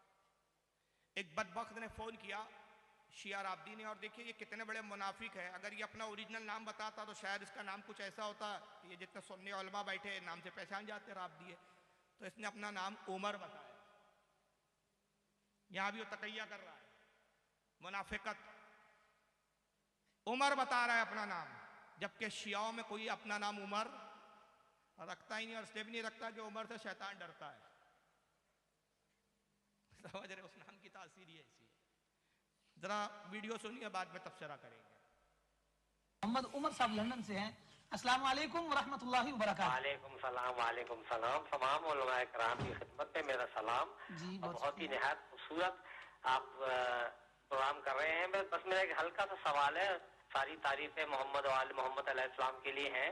बेशक। इतनी तारीफें मौला अली अलैहिस्सलाम की गदीर के खुतबे के बारे में बात हुई कि अल-यौम अकमलतु लकुम दीनकुम, आज दीन मुकम्मल हो गया। और रसूल पाक के लिए भी हज़रत जिब्राइल ही कह के आए कि अगर रिसालत अगर आपने ये विलायत ना पहुंचाई अली अलैहिस्सलाम की, तो आपकी भी रिसालत का आपने कोई काम नहीं किया। फिर वो हजरत उमर का एक वाकया उन्होंने बताया कि हजरत उमर साहब आप जरा सवाल करें आप प्लीज। सवाल मेरा ये है कि जब इतनी फजीलतें हैं तो ये हजरत अबू बकर उमर ने खिलाफत क्यों संवारी, मादर चौदह को क्यों उसका खिलाफत दी गई, भैड़ चौदह उमर से लालच। ये है शिया फिरका। ये वो है लोग जो आजकल अपने आप को मौलाई कह रहे हैं और खुले आम आकर इंटरनेट पर प्रोग्रामों में आकर गंदी गंदी गालियां बक रहे हैं। किसको गाली बक रहे हैं? जो पहलू रसूल में आराम कर रहे हैं, जो नबी पाक के ससुर हैं, जो नबी पाक के अजीज तरीन है, जो नबी पाक को महबूब है। तिरमिजी शरीफ की हदीस है, तिरमिजी शरीफ की हदीस है कि आका सल्लल्लाहु अलैहि वसल्लम एक मरतबा हजरत अबू बकर का हाथ पकड़े हुए हैं, एक हाथ में, दूसरे हाथ में हजरत उमर का हाथ लिए हुए, और मस्जिद में दाखिल हुए। साहबा ने देखा, साहबा से पूछा, या साहब तुमने देखा मैं किस तरह दाखिल हुआ? साहबा ने अर्ज किया, अल्लाह के नबी हमने देखा कि आपके एक हाथ में अबू बकर का हाथ है, दूसरे हाथ में उमर का हाथ है। आपने फरमाया गवाह हो जाओ, जिस तरह अबू बकर और उमर मेरे हाथ में हाथ दिए इस मस्जिद में दाखिल हुए, इसी तरह हम कब्र में एक साथ होंगे, कब्र में एक साथ उठाए जाएंगे, हश्र में भी इसी तरह साथ साथ आएंगे। ये जामे तिरमिजी की हदीस है। कैसे सुन्नी हो जो इस हदीस को नहीं मानते? किस मुंह से अपने आप को सुन्नी कहते हो तुम? ये सारा मसला क्या है? एक आला हजरत के बुग़्ज़ में तबाह हो रहे हैं। हकीकत तो ये एक आला हजरत के बुग़्ज़। बहरहाल बहुत तेजी के साथ वक्त गुजर रहा है। मैं चाह रहा हूं जल्दी जल्दी कुछ बातें, तफसीरे का वक्त ज्यादा नहीं है, वरना इन चीजों पे तफसीरे की भी जरूरत थी। तो खिलाफत अबू बकर ने छीन ली तो बहन चौधर क्या क्या गालियां बकरा, माज़अल्लाह अस्तगफिरुल्लाह ला हौल वला कुव्वता इल्ला बिल्लाहिल अली, अल्लाह की करोड़ों लानत उस खबीस। दूसरा इल्जाम के जब खलीफा बने अली का मजाक बनाते। खुदा की कसम हम उस अली को पहचानते हैं जो एक हाथ में खैबर उखाड़ लेता है, जो फाते खंदक है, जो फाते बद्र है, फाते हुनैन है, जिसने शिकस्त का मुंह कभी देखा ही नहीं है, जिसकी तलवार का आलम यह है कि ला सैफा जुल्फिकार, जुल्फिकार की जैसी कोई तलवार नहीं। शाह मर्दा शेर यज़दा कुव्वत परवरदिगार ला सैफा इल्ला अली, क्या है वो? ला फता इल्ला अली ला सैफा इल्ला जुल्फिकार। हम उस अली को जानते हैं। कहते कि जब अबू बकर सिद्दीक खिलाफत पे काबिज हो गए, कब्जा कर लिया, उमर ने साथ दिया, सारे साहब अबू बकर के हाथ पे बैत कर लिए, तो हजरत अली जो है अपनी बीबी हजरत फातिमा को लेकर रात में निकले, खच्चर पे बिठाया। किताब का हवाला सुन ले, इबारत दिखाने का वक्त नहीं है। किताब का नाम है हक़्क़ुल यकीन, ये टेबल पे मौजूद है। मैं कल पूरा दिन हूँ, आज पूरी रात हूँ, पूरा दिन हूँ। हवाले चेक करना हो, किसी को शक हो मेरी बताई हुई बातों पे, क़यामगाह पर आकर एक एक किताब चेक कर सकता है, अपनी आंखों से देख सकता है। इत्मीनान कर लो। मुल्ला बाकर मजलिसी इस फिरके का बहुत बड़ा अल्लामा, बहुत बड़ा आलिम हक़्क़ुल यकीन लिखी, ये लिखता है, देखिए ये अली की तारीफ हो रही है कि तौहीन हो रही है। अबू बकर खिलाफत पे जब बैठ गए, तख्त पर बैठ गए, तो अली ने हजरत फातिमा को लिया, उनको खच्चर पे बिठाया, हसन हुसैन को लिया, उनको एक खच्चर पे बिठाया, और एक एक के घर पे जाके दरवाजा खटखटाते थे, कहते थे बाहर आओ बाहर आओ। असहाब रसूल बाहर आते थे, कहते क्या बात है अली क्यों आए हो? रात का वक्त था। कहा देखते नहीं कि खिलाफत मेरा हक है, गदीर खुन के मौके पर रसूलुल्लाह ने मेरी खिलाफत का ऐलान किया था, अबू बकर उस पर काबिज हो गए, लिहाजा हक का साथ दो, मेरा साथ दो, ताकि हम तख्त खिलाफत से अबू बकर को उखाड़ फेंके। लोगों ने वादा किया कि अली हम आपका साथ देने के तैयार है। कहा पे फजर की नमाज फला मस्जिद में जमा हो जाओ और मैं देखूंगा कि तुम कितने लोग हो जो मेरा साथ देते हो। उस मस्जिद में जब पहुंचे, जिस मस्जिद के बारे में कहा गया था, वहां कोई भी नहीं है, एक सहाबी भी अली के साथ नहीं है। इन बेवकूफ़ों से पूछो, ये दास्ताने गढ़ते हुए तुम्हें कुछ शर्म हया थी? अबू बकर के मौके पर एक सहाबी साथ देने के लिए तैयार नहीं, तो सिफ़ीन में और जमल में फिर कहां से आसमान से ये मखलूक पैदा हो गई थी अली के साथ? ये कौन लोग थे फिर? जो अमीर माविया के खिलाफ अली का साथ देने जमा हो गए, जो हजरत जुबैर इब्ने अव्वाम और हजरत तला इनके खिलाफ लड़ने के लिए अली के साथ आ गए। ये कौन सी मखलूक थी भाई? झूठे किस्से करते हो, तुम्हारे किस्से तुम्हारी पोल खोलते हैं। कोई नहीं आया। हजरत अली बड़े मायूस हुए। हजरत फातिमा ने हिम्मत बढ़ाई, कहा कि अबुल हसन, हसन के वाली, गम मत कीजिए, आज फिर कोशिश कीजिए। फिर रात में हजरत फातिमा को खच्चर पे बिठाया। फिर अली निकले इमाम हसन हुसैन को लेके। फिर दरवाज़ा खटखटाया, फिर लोग बाहर आए। कहा कि तुम आए नहीं। कहा, किसी ने कहा मैं बीमार हो गया था, किसी ने कहा नींद लग गई थी, किसी ने कहा कि सर्दी बहुत ज़्यादा थी। अलग अलग लोगों ने बातें की। कहा कि आज हम आएंगे अली, वादा करते, कसम खाते। मौला अली ने कहा कि ठीक है, आज मैं इंतजार करूंगा। दूसरा सुबह हुई फजर में, फिर भी कोई नहीं आया। दूसरा दिन भी वैसे। बाकर साहब लिखते, तीसरा दिन निकला। फिर रात में हजरत अली तीसरे रोज फिर रात में निकले। फिर एक को बोला, उन्होंने फिर कसमें खाई। अली ने कहा कि तुम कसमें खाते हो, आते नहीं हो, हक का साथ देते नहीं हो, बातिल तख्त पर बैठ चुका है, शरीयत पामाल हो रही है, रसूलुल्लाह के दीन का मजाक उड़ाया जा रहा है, तुम कसमें तो खाते हो, साथ देते नहीं हो। उन्होंने कसमें खाई और कहा कि आज अल्लाह की कसम खा के कहते हैं कि हम आज जमा होंगे। कहा कि इस शक्ल सूरत में आओ कि तुम अपने सरों को मुंडा कर आओ। अगर तुम सर मुंडा कर आओगे तो फिर मुझे यकीन होगा कि तुम अपने कस्मों में सच्चे हो।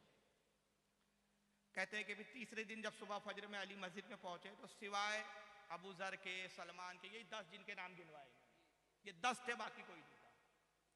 और फिर 2-4 इनमें 10 के अलावा आए तो वो सर भी मुंडा कर नहीं आए थे, वैसे आ गए। आपने कहा कि तुम आ गए हो, 10 तो ये मेरे जानिसार है जो किसी हाल में मेरा साथ छोड़ते नहीं है। तुम 3-4 एक्स्ट्रा आए हो, मजीद आए हो, दिगर हो तुम, लेकिन तुमने सर नहीं मुंडाया। उन्होंने कहा अली वक्त नहीं मिला। कहा कि मैं इस कौम से बेजार हो गया हूं। जो कौम अपने इमाम के कहने पे सर मुंडवा नहीं सकती, वो सर क्या कटाएगी। अली आए, गोशा नशीर हो गया साहब। कहा मैं इन लोगों से बेजार हूं। अब हजरत उमर पहुंचे इधर अबू बकर के पास। कहा कि अली ने बैत कर ली। कहा नहीं, अली ने बैत नहीं की। कहा अली की बैत लेना जरूरी है। मुझे खबर मिली है कि अली रोजाना लोगों के घर पे जाता है, दरवाजे खटखटाता है, एक एक को आवाज देता है। अगर लोग तैयार हो गए, आज तैयार नहीं है, कल आमादा हो गए, बगावत हो जाएंगी, आपको तक से उतार देंगे। इससे पहले कि अली बागियों का एक ग्रोह तैयार कर ले, बेहतर है कि अली की बैत कर लिया। कहा कि अली को तो जबर नहीं कर सकते, अली बहादुर जवा मर्द है, तो कैसे जबरदस्ती अली की बैत ली जाए। तो हजरत उमर ने कहा कि आप अपना गुलाम कनफज मुझे दे दीजिए। ये कनफज एक ऐसा किरदार है जिसका तारीख में कोई वजूद ही नजर नहीं आता, तराशे जाते किरदार। अपने गुलाम कनफज को लिया, अम्र इब्ने आस को लिया, खालिद इब्ने वलीद को लिया और 2-4 लोगों को लिया। ये तलवारें, रस्से, हथियार लेकर पहुंचे। हजरत फातिमा के घर पे दरवाजा खटखटाया, खातून जन्नत की आवाज आई। ये इनका किस्सा है। पहले समझ रहे कि नहीं आप? ये तो नहीं समझ रहे कि मैं तारीख बता रहा हूं, ये तो आप कंफ्यूज हो जाएगा। फारूक साहब ने ही बयान किया था। ये इनकी मनगढ़ंत सुना रहा हूं, इनकी अलिफ लैला की दास्तान सुना रहा हूं। खुदा की कसम इनकी किताबें पढ़ो। अलिफ लैला की जो किताब लिखी वो खुदकुशी कर ले इनकी किताब देखकर, कैसी दास्तान है तो हमने भी नहीं लिखी। ये असहाब रसूल की बात हो रही है, जिन्होंने ईरान और इराक को धूल चटा दी हो, जिन्होंने रोम को अपने कदमों में डाल दिया हो। ये उनके बारे में बात कर रहे कि ऐसे बुज़दिलों का हाल था। बहरहाल का दरवाजा खटखटाया। हजरत फातिमा ने अंदर से आवाज दी, कौन? कहा उमर इब्ने खत्ताब। क्यों आए हो? अली को लेने आए हैं, बैत करे अबू बकर की। कहा बैत नहीं करेंगे हसन के वाली। कहा दरवाजा खोलो। नहीं खोला जाएगा। कहा दरवाजा हम तोड़ देंगे। यह हजरत उमर का किरदार है इनके, इसलिए लानतान करते, गालियां बकते आज। तो हजरत फातिमा नाराज हुई। कहा कि रसूलुल्लाह के विसाल को अभी 3 रोज हुए और ये नौबत आ गई कि नबी की बेटी के घर के दरवाजे तोड़े जाएंगे। जाओ, दरवाजा नहीं खोला जाएगा। उमर ने कहा दरवाजा तोड़ो। दरवाजा तोड़ा जाने लगा। हजरत फातिमा दरवाजे की आड़ में आ गई, दरवाजे से लग गई ताकि दरवाजा ना टूट सके, मगर उमर ने लात मारी, दरवाजा टूटा और वो टूट कर दरवाजा हजरत फातिमा की पीठ पे गिरा। हजरत फातिमा हामला थी, हड्डी टूट गई पसली की हड्डी टूटी, हमल जाए हुआ। पेट में मोहसिन नामी बच्चा था जिसका नाम हुजूर ने पहले कहा था मोहसिन रखना, वो बच्चा जाए हो गया।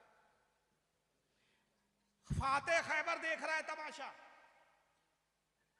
आज भी मैं कहता हूं ये पूरे मजमे में कोई कितना ही बुज़दिल और कमजोर उसकी निगाहों के सामने अगर उसकी बीवी पे ये जुल्म हो रहा हो तो वो अपनी जान दे देगा, लेकिन अपनी बीवी पर ये जुल्म नहीं देख सकता।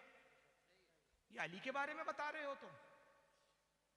हजरत फातिमा का हमल जाया हुआ, दर्द से तड़पने लगी, आवाज दी अबुल हसन मेरी मदद कीजिए। उमर ने कोड़े लिया और फातिमा को कोड़े मारना शुरू कर दिया।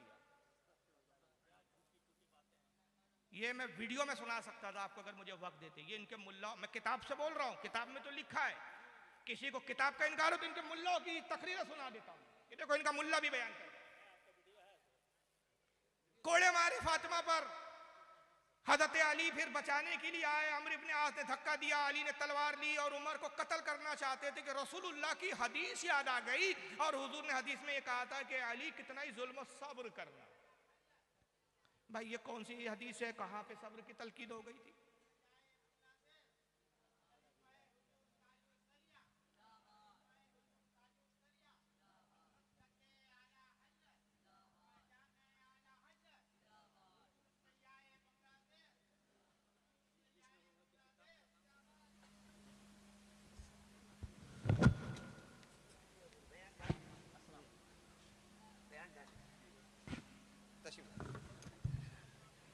दरशरी पढ़े अल्लाहुम्मा सल्ली अला सय्यदना मौलाना मुहम्मदिन अदद मा फी इल्मिल्लाहि सलातन दाइमतन बिदवामिन मुल्किल्लाहि सल्लल्लाहु तआला अलैहि वसल्लम।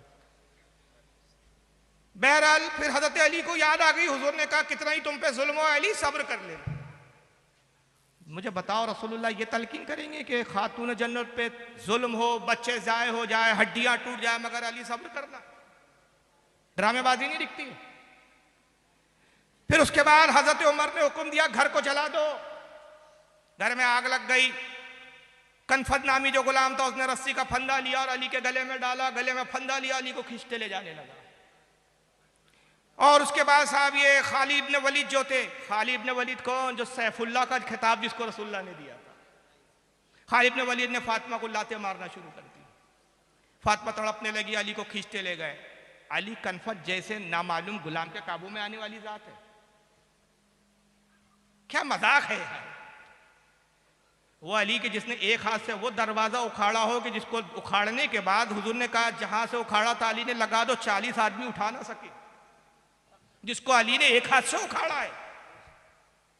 वो कनफद नामी गुलाम, गुमनाम मजहूल गुलाम फंदा डालता है, खींचते हुए लेकर आता है। आने के बाद साहब हजरत अबू बकर सिद्दीक की खिदमत में लाके छोड़ा गया, कहा कि चलो बैत करो।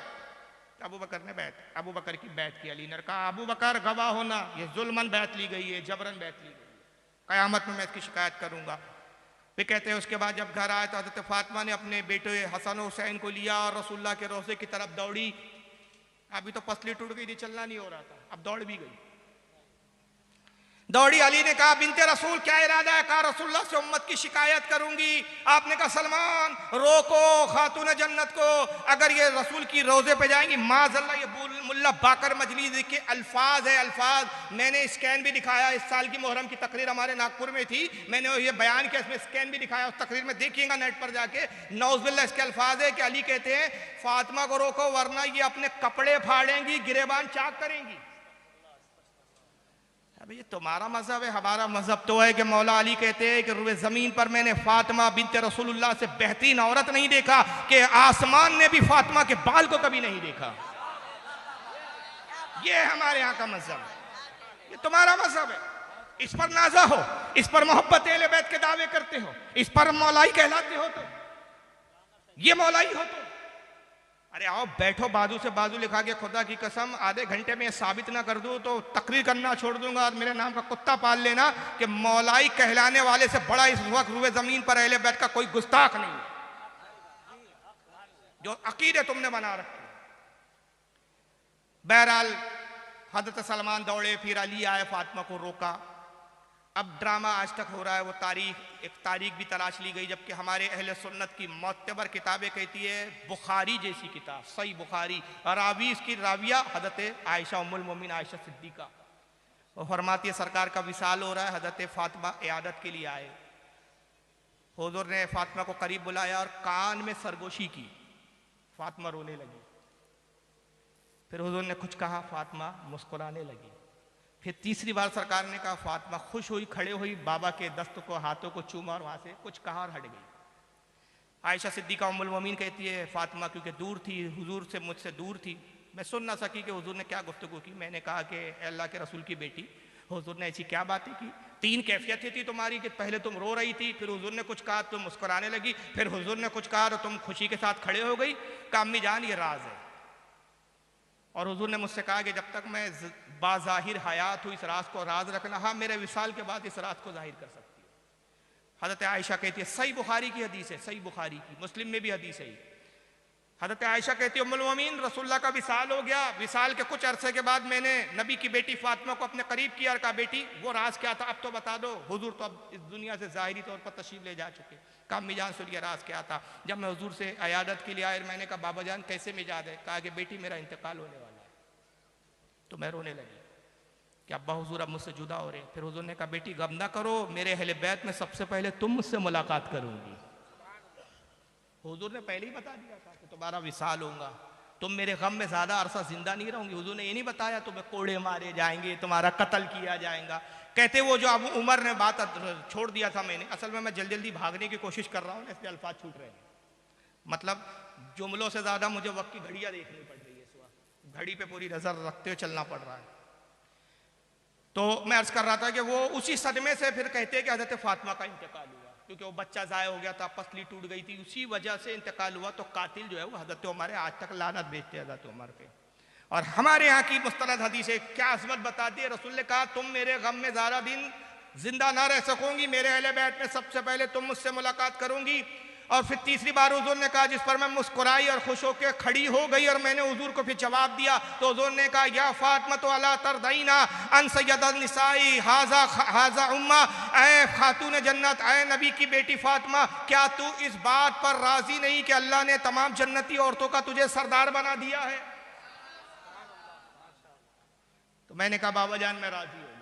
6 महीने के बाद सैयदा का विसाल हुआ और अलील हुई, बीमार हुई। रसूलुल्लाह के विसाल के बाद से इंतकाल तक सिर्फ रसूल के गम में रोती रही। सरकार की जुदाई सबब था, ना कि कत्ल किया जाता। ये हमारे अहले सुन्नत की रिवायतें कहती है। लेकिन उसके बरखिलाफ चूंकि हजरत उमर पे लानतान करना मकसूद था, तो पूरी कहानी और किस्सा गढ़ लिया। मगर किस्सा गढ़ने वाले नादान ने ये ना सोचा कि जो अकीदा मैं कौम को दे रहा हूं कि कातिल उमर है, खालिद इब्न वलीद है, वहां कातिल तो बाद में साबित होंगे, पहले तुमने अली को बुज़दिल साबित कर दिया। तुमने अली की तौहीन की कि मौला अली होते हुए ये काम को रोक ना सके। और आज तक बाकायदा ड्रामे हो रहे हैं। किस तरह के ड्रामे किए जाते हैं जरा देख लीजिए। एक मंजर में दिखा रहा हूं, ये बाकायदा ये राफदी मौलाई ड्रामे करते हैं। ये फातिमा का रोल अदा कर रही है कि उसको काला बुरका पहना दिया। ये फातिमा कम लग रही है, किलविश ज्यादा लग रही है, अंधेरा कायम रहे वाली। और ये उमर का किरदार बताया जा रहा है माज़अल्लाह। और ये देखिए, ये दरवाजा तोड़ा जा रहा है, दबाया जा रहा है।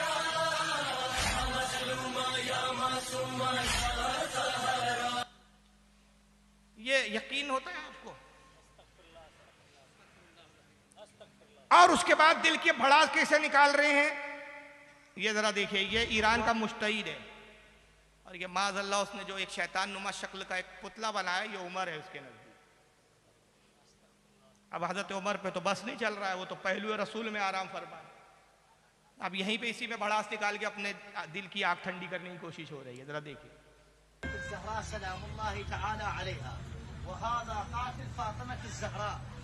علي بن ابي طالب كان ملتزم بوصيه وما قدر يطلبها، اما انا ما عندي वसीयत।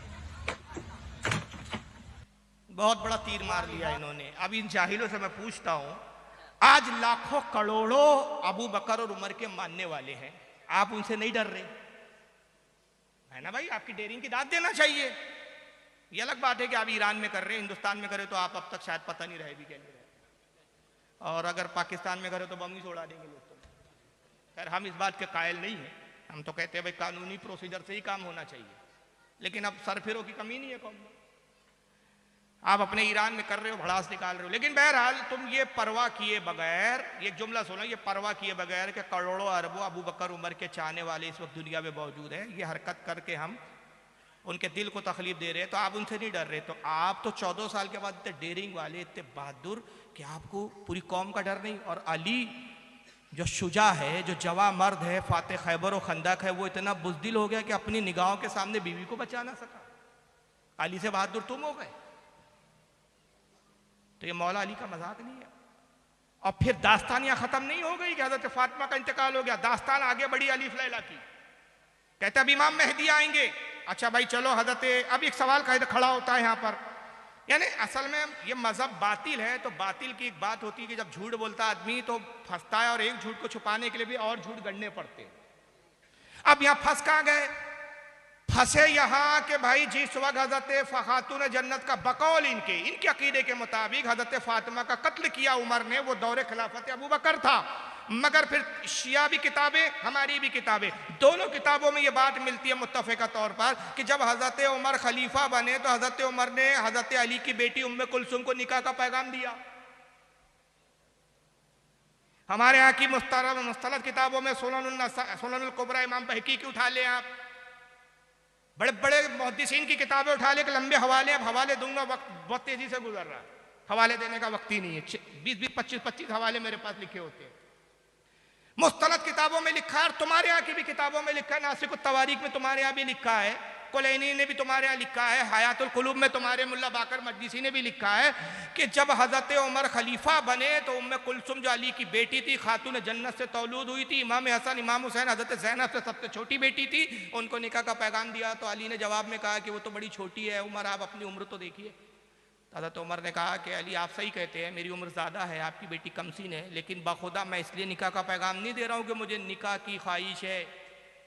अगर मुझे निकाह की हकीकी ख्वाहिश होती, मुझे अपने शरई लवाजमात, आप समझ रहे हैं ना मैं जो कहना चाह रहा हूँ, नफसानी ख्वाहिशात की तकमील की ज़रूरत होती तो एक से एक कनीज़े है मेरे पास।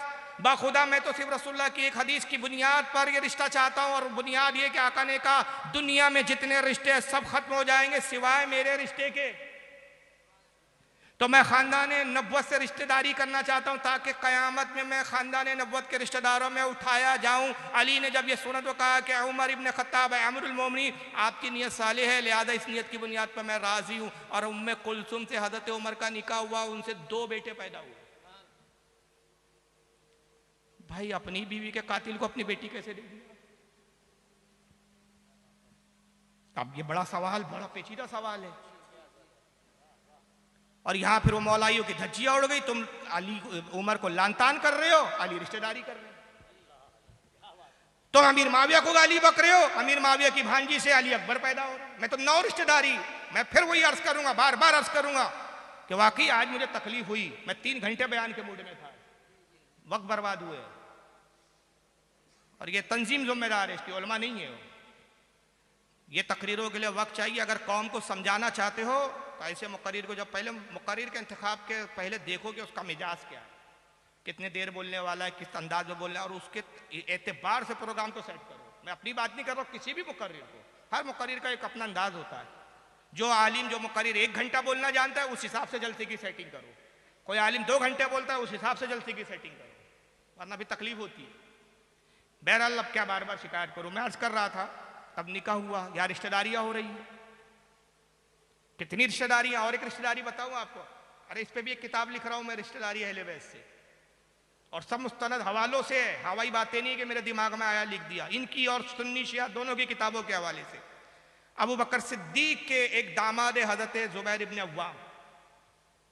जुबैर कौन है? रसूलुल्लाह के सगे फूफीजाद भाई, हुजूर की सगी फूफी है हजरत सफिया, उनके बेटे हजरत जुबैर, अशरा मुबशरा में जुबैर इब्न अव्वाम। जुबैर के एक बेटे हजरत मुसैब इब्न जुबैर, हजरत मुसैब इब्न जुबैर जो हजरत जुबैर के बेटे, और यही वो जुबैर है जिनसे जंग जमल में अली की जंग हुई। मौला अली ने जंग जमल में जुबैर से लड़ा, जंग जमल खत्म हुई, करबला गुजर गई। वाक़यात करबला के बाद हजरत इमाम हुसैन की छोटी बेटी, जिसका करबला में बड़ा जिक्र आता है, हजरत सकीना, उनका निकाह मुसैब इब्न जुबैर से हुआ। ये तो जंगों के बावजूद रिश्तेदारियां होती रही, सैकड़ों रिश्तेदारियां, एक नहीं सैकड़ों, और तुम यहां लानतान करते बैठे हो। बहरहाल अब इसका जवाब क्या लाया? उन्होंने कहा कि देखो वो क्योंकि खलीफा थे अबू बकर उमर, फिर एक किस्सा गढ़ा, उसके लिए भी किस्सा गढ़ा। अब एक झूठ छुपाएंगे तो दूसरा झूठ का हुआ ये कि उमर ने पैगाम दिया तो अली ने इनकार कर दिया, कहा कि अपनी बीवी के कातिल को मैं अपनी बेटी कैसे दे सकता हूं। तो उमर चूंकि खलीफा थे, डिक्टेटर थे, हिटलर थे, तो धमकी दी, कहा कि अगर बेटी नहीं दिया तो मैं चोरी का इल्जाम तुम पे लगाऊंगा, चोरी का मुकदमा चलाऊंगा, तुम्हारे हाथ कटवा दूंगा। ये कहानी। तो मजबूरन अली को अपनी बेटी देनी पड़ी। अली और मजबूर हो, वो अली नहीं जो मजबूर हो, जो मजबूर हो वो अली नहीं। अरे अली तो वो है कि अली को देखा, वो अली मुश्किल कुशा है कि मुश्किल भी अली को देखती है तो मुश्किल के भी पेशानी पे पसीना आ जाता है। अली तो वो है।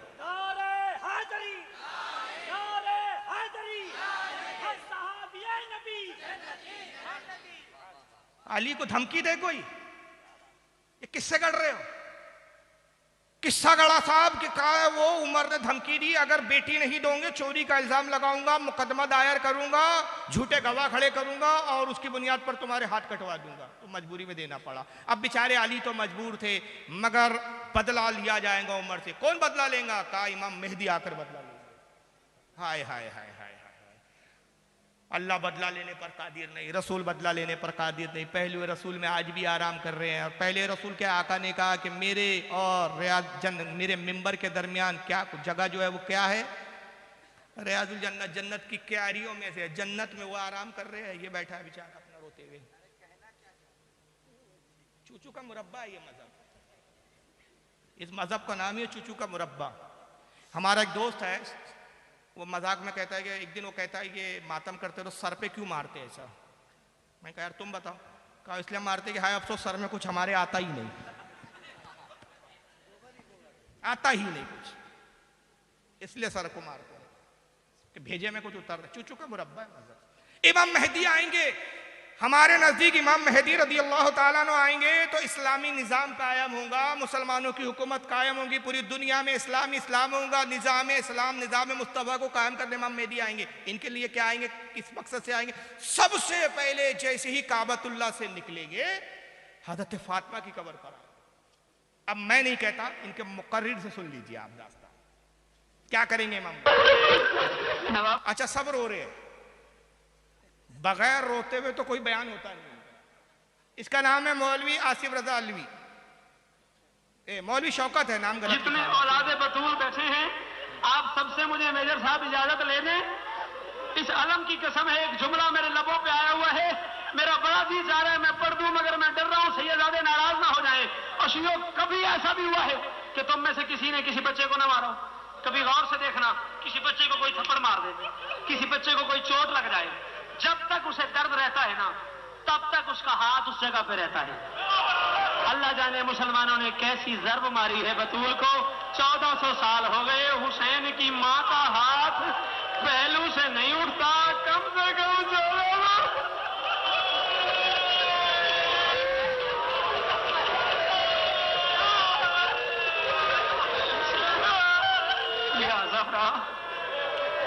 या ज़हरा दुआ जरूर मांगिएगा, मेरे लिए भी दुआ कीजिएगा। अल्लाह जाने कैसी चोट लगी है हुसैन की मां को। एक जुमला और पढ़ने दो मुझे, बस थोड़े से मसाइल। मैंने कहा ना किसी सैयदादे का हक है वो अपनी दादी के मसाइल, वरना जहां तक मैंने रिवायत में पढ़ा है, सैयदा बतूल की शहादत सिर्फ वो पढ़ता है जो पर्दे में है। हाँ, आपका जो मौला पर्दे में बैठा हुआ है ना, वो अपनी दादी के मसाइल पढ़ता है। सिर्फ उसी को पता है उसकी दादी के क्या मसाइल। और यही वजह है कि जब मौला तशरीफ लाएंगे, काबा से होते हुए सबसे पहले दादी की कब्र पे आएंगे, कब्र पे सर रख के कहेंगे, दादी उठ के बताओ उनके नाम जिनकी वजह से तेरा हाथ नहीं उठता। जो मातमी बैठे हुए हो हाथ मारो सीने पे, शर्म करके नहीं रोना। जो मातमी खड़े हुए शर्म करके नहीं रोना, खुल कर रो, बिंदास रो, और अल्लाह कयामत तक तुमको खुल के रोना नसीब करे। रोते ही रहो, यहां भी रो वहां भी रो, तुम्हारे लिए तो रोना ही है। 1400 साल हो गए, बतूल यानी सैयदा फातिमा का लक़ब है बतूल, वो जो मारा ना अबू उमर ने, वो आज तक हाथ वही रखे हुए, हाथ ही नहीं उठ रहा। इतना दर्द हो रहा है। जब इमाम मेहदी आएंगे, मौला आएंगे इमाम मेहदी, और कब्र पर आएंगे और कब्र पे आके कहेंगे बताओ उनके नाम। फिर किताबें बताती है इनकी कि हजरत उमर और अबू बकर के जिस्म को कब्र से निकालेंगे माज़म, और फिर को कोड़े मारेंगे और सूली पे लटकाएंगे। फिर हजरत आयशा की भी लाश को निकालेंगे, क्यों? कहा वो भी अली से लड़ी थी, उनकी भी जिस्म पे कोड़े मारेंगे, उनको भी ज़रकूब करेंगे। ये सारा तमाशा है इनका, ये अकीदे हैं इनके, और दावे अहले बैत की मोहब्बत के हैं। तो कहाँ तक कहा जाए। और एक और दूसरा फिर काम क्या करेंगे पता है आपको? वो वीडियो दिखाता हूं मैं। दूसरा काम क्या करेंगे पता है आपको? हंसोगे आप। एक दुरूद शरीफ पढ़े आप।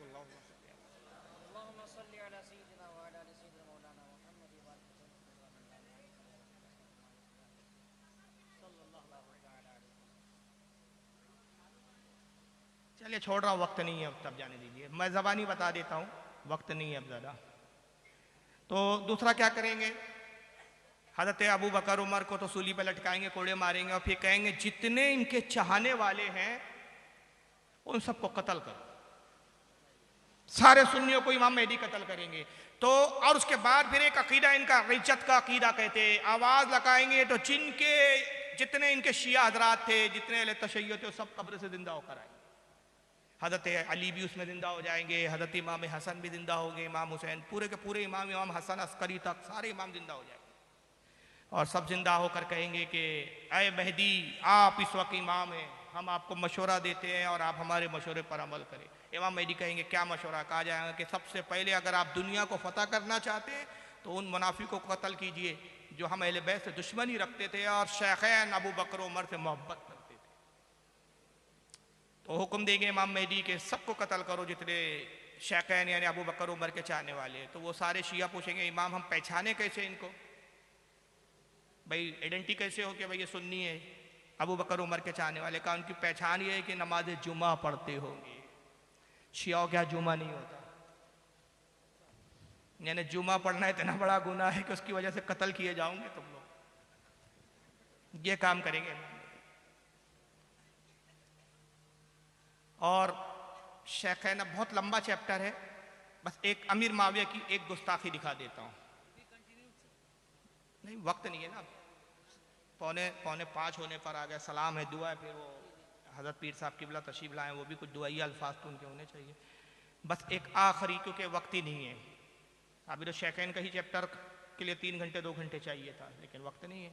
सिर्फ अमीर माविया के बारे में क्या गुस्ताखी है इनकी वो मैं एक दिखा देता हूँ, और एक अल्लाह की शान में क्या गुस्ताखी करते हैं।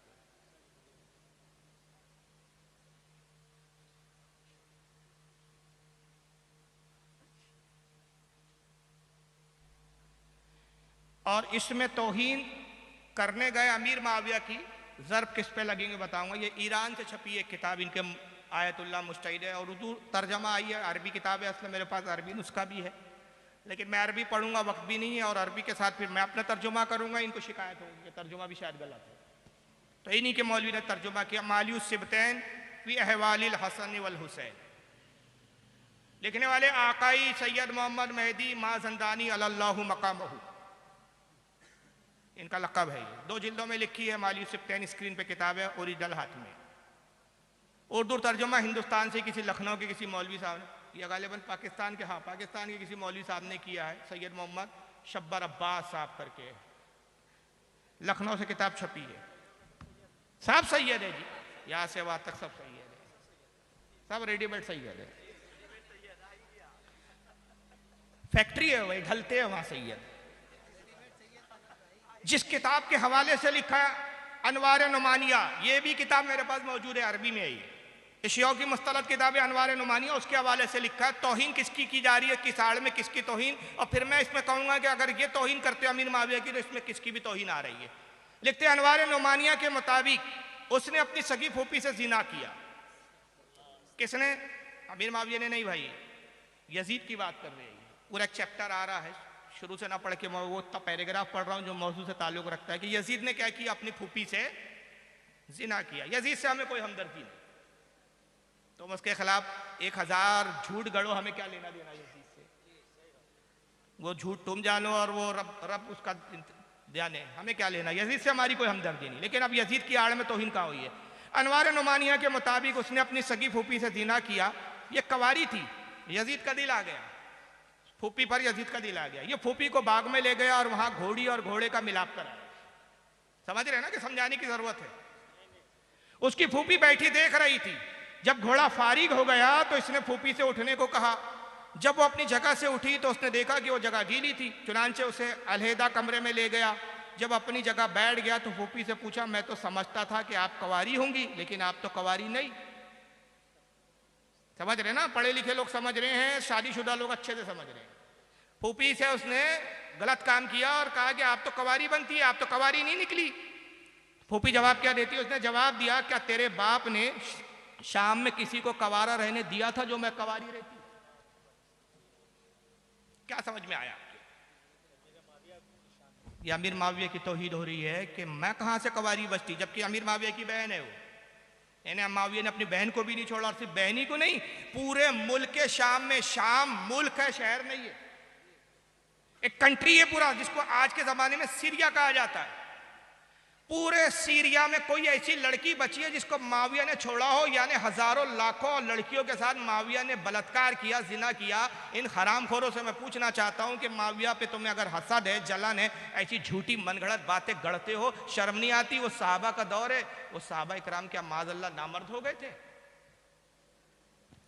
वो जिन औरतों के साथ अमीर माविया अगर नऊज़ बिल्लाह अस्तगफिरुल्लाह 100 बार करोड़ बार माज़अल्लाह बदकारियां कर रहे थे, तो वो बेटियां किसकी थी? वो औरतें किसकी थी? और यजीद तो बाद में आया, यजीद बाद में आया, अमीर माविया पहले गुजरे।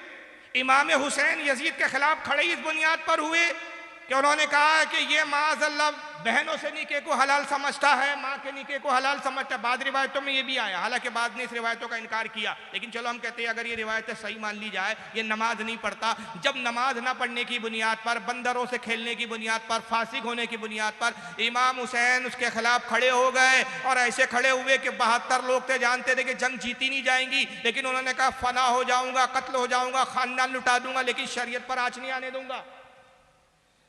जब अमीर माविया शाम में सब कर रहे थे, तो इमाम हसन क्या कर रहे थे? कुरैश क्या कर रहे थे? इमाम हुसैन माविया के खिलाफ फिर क्यों खड़े नहीं हुए? सबसे बड़ा इल्जाम तो फिर इमाम हसन पर है कि ऐसे शख्स से सुलह क्यों की कि जो माज़अल्लाह इतना बड़ा बदकार था कि शाम में किसी औरत को उसने छोड़ा। चलिए, इनसे क्या बईद है कि ये सहाबा का एहतराम करे? ये तो माज़अल्लाह खुदा का एहतराम नहीं करते। अहले बैत की तारीफ के आड़ में ये रब को नहीं छोड़ा। और इस खबीस को देख लीजिए, अब क्लिप सामने नजर आ गई तो दिखा देता हूं। ये किसी खानका का मुजावर है, शक्ल से लग रहा है कि इसको देख लो और शैतान को देख लो, कोई फर्क नजर नहीं आएगा। जाहिल उसके चाहने वाला मुरीद उसके सर में मालिश कर रहे हैं उस हराम खोर के, और वो देखिए क्या बोल रहा है, जरा सुनिए।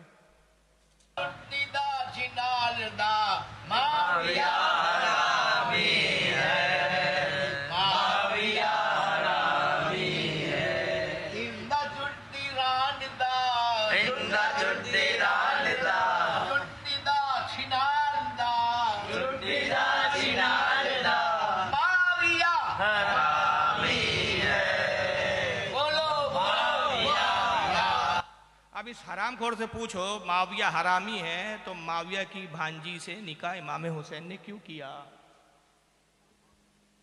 अली अकबर के बारे में क्या बोलेगा तू? 9 रिश्तेदारी है अमीर माविया के खानदान से अहले बैत की, उसके बारे में क्या बोलेगा तू? जो इतने बेबाक हो यार, वो हक पर हो सकते हैं? निजामुद्दीन औलिया से पूछा गया कि अमीर माविया के बारे में आप क्या कहते हैं? कहा रसूलुल्लाह के जलील कद्र सहाबी है। गौसे आजम फरमाते, मैंने रिवायत सुना दी कि मौला अली कहते वो और मैं साथ साथ होंगे। यहां तक कि इमाम इब्न अबी शैबा रहमत रदियल्लाहु ताला, जो इमाम बुखारी और इमाम मुस्लिम के उस्ताद है, मुसन्नफ अल मुसन्नफ उनकी किताब हदीस की, उसके अंदर लिखते हैं मौला अली से पूछा गया कि अली आप माविया से क्यों लड़े? क्या वो मुशरिक थे? आपने फरमाया अस्तगफिरुल्लाह, मुशरिक कैसे हो सकते? वो तो शिर्क से भागकर ईमान की तरफ आए थे। कहा वो मुनाफिक थे इसलिए आप उनसे लड़े? कहा वो मुनाफिक कहाँ थे? वो तो इबादत गुजार थे। मुनाफिक तो इबादत में कोताही करता है, वो तो शब्बेदार थे।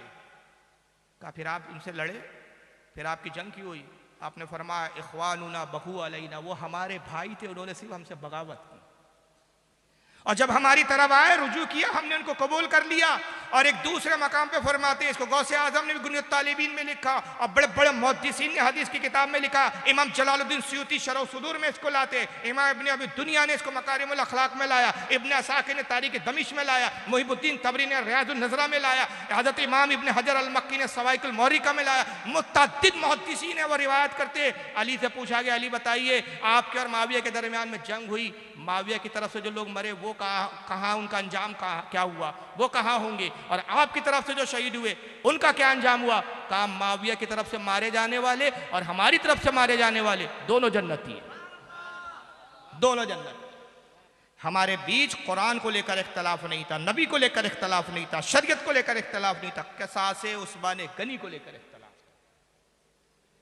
माविया को मुझसे गलत फहमी हुई, गलत फहमी की बुनियाद पे जंग हुई, और मुजद्दिद अल्फ सानी शेख अहमद सरंदी रहमतुल्लाह ताला अलैह, जिनको 1000 सदी का मुजद्दिद कहा गया है, बात मुजद्दिद सानी की मानी जाएंगी, आज के फटीचर मौलाइयों की नहीं मानी जाएंगी। मकतूबात रब्बानी में कहते हैं अजीज जबान संभाल कर बात कर, इसलिए कि आधे साहबा अमीर माविया के साथ है, आधे साहबा अली के साथ है। इनमें से अगर एक फरीक को भी तूने काफिर और मुनाफिक का, आधे दीन से एतमाद खत्म हो जाएगा, आधे इस्लाम से एतमाद खत्म हो जाएगा। इसलिए कि उन साहबा से भी रिवायतें और हदीसें आई, यहां तक के हज़रत अब्दुल्लाह इब्न मुबारक से पूछा गया कि ये बताइए अमीर माविया अफजल है या उमर बिन अब्दुल अजीज अफजल है? उमर बिन अब्दुल अजीज अपने ज़माने के मुजद्दिद है, खुलफा राशिदीन में, लेकिन साहबी नहीं है। अब्दुल्लाह इब्न मुबारक ने फरमाया अजीज क्या पूछता है, जिस घोड़े पे बैठ के माविया रसूलुल्लाह के साथ जिहाद पे निकलते थे, उस घोड़े की नाक में जो धूल और गर्दो गुबार है, हजरत उमर बिन अब्दुल अजीज उस धूल और गर्दो गुबार का भी मुकाबला नहीं कर सकता। वो मकाम है माविया। बड़े बड़े मुहद्दिसीन के अक़वाल में कहाँ तक बयान करूँ, वक्त नहीं है। बस अब मैं आखिरी क्लिप देख के ख़त्म कर रहा हूँ कि मैंने कहा कि खुदा का भी एहतराम इनके यहाँ नहीं है। आइए ज़रा अहले बैत की तारीफ की आड़ में ये अल्लाह को कहाँ तक गिरा देते हैं माज़अल्लाह। सुनिए इस जाहिल को, सुनिए, इसका नाम है गुलाम अली। अली अल्लाह नहीं है, अली अल्लाह का खालिक है, अली अल्लाह का रब है।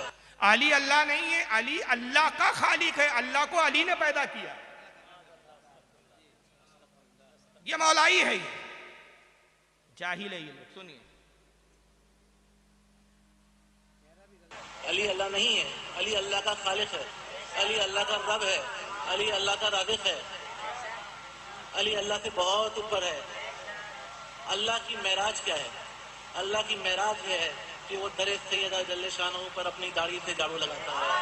माज़अल्लाह अस्तग़फिरुल्लाह। अल्लाह की मेराज क्या है कि वो दरे सैयदा पर खातून जन्नत फातिमा के दरवाजे पर अपनी दाढ़ी से झाड़ू लगाता है।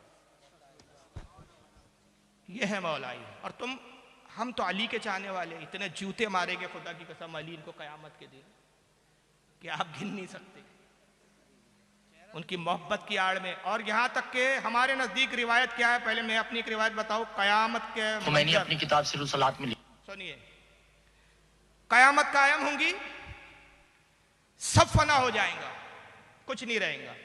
ये हमारे यहाँ की हदीस है अहले सुन्नत की। सब फना हो जाएगा। रब फरमाएगा कहाँ है वो जाबिर, वो बादशाह जो अपनी बादशाहत पर घमंड करते थे? कहाँ है वो दौलतमंद जो अपनी दौलत पर इतराते थे? कहाँ है वो हुस्न वाले जो अपने हुस्न पर नाज करते थे? कहाँ है वो जाबिर जो लोगों पे जब्र करते थे? कहाँ है वो ताकतवर जो अपने आप को बहादुर और कवि समझते थे? आज बादशाहत किसके लिए? आज खुदाई किसके लिए? आज कुव्वत और ताकत किसके लिए? शहंशाहत किसके लिए? आका फरमाते कोई हो तो जवाब दे। कोई नहीं होगा, सब फना। रब फरमाएगा आज बादशाहत मेरे लिए है, हुकूमत मेरे के लिए है, मैं अजीम हूं, मैं ही कवि हूं, कोई मेरे सिवा ताकत और कुव्वत वाला नहीं। आका फरमाते जब तक रब चाहेगा ये कैफियत रहेंगी। फिर फरमाएगा कुन फयकून, हो जा, सब हो जाएगा। दोबारा सब जिंदा होंगे, मैदान हश्र बर्पा होगा, हिसाब किताब होगा, जन्नती जन्नत में, दोज़खी दोज़ख। यह है क़यामत का हमारे आका मंजर। जरा इनका मंजर सुनिए, शियाओं के अकीदे क्या है, सुनिए। खुमैनी अपनी किताब सिर खुमैनी के हवाले से लिखा है, आयतुल्लाह खुमैनी जो इनके थे, शेखुल इस्लाम जिनको और क्या क्या नहीं बोलते, जरा सुनिए।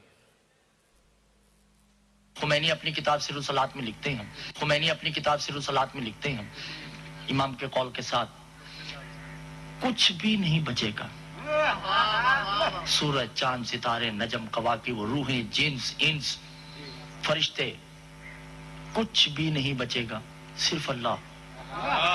अल्लाह रह जाएगा। कवाकी, वो रूहें, जिन्स, इंस, फरिश्ते, कुछ भी नहीं बचेगा, सिर्फ अल्लाह।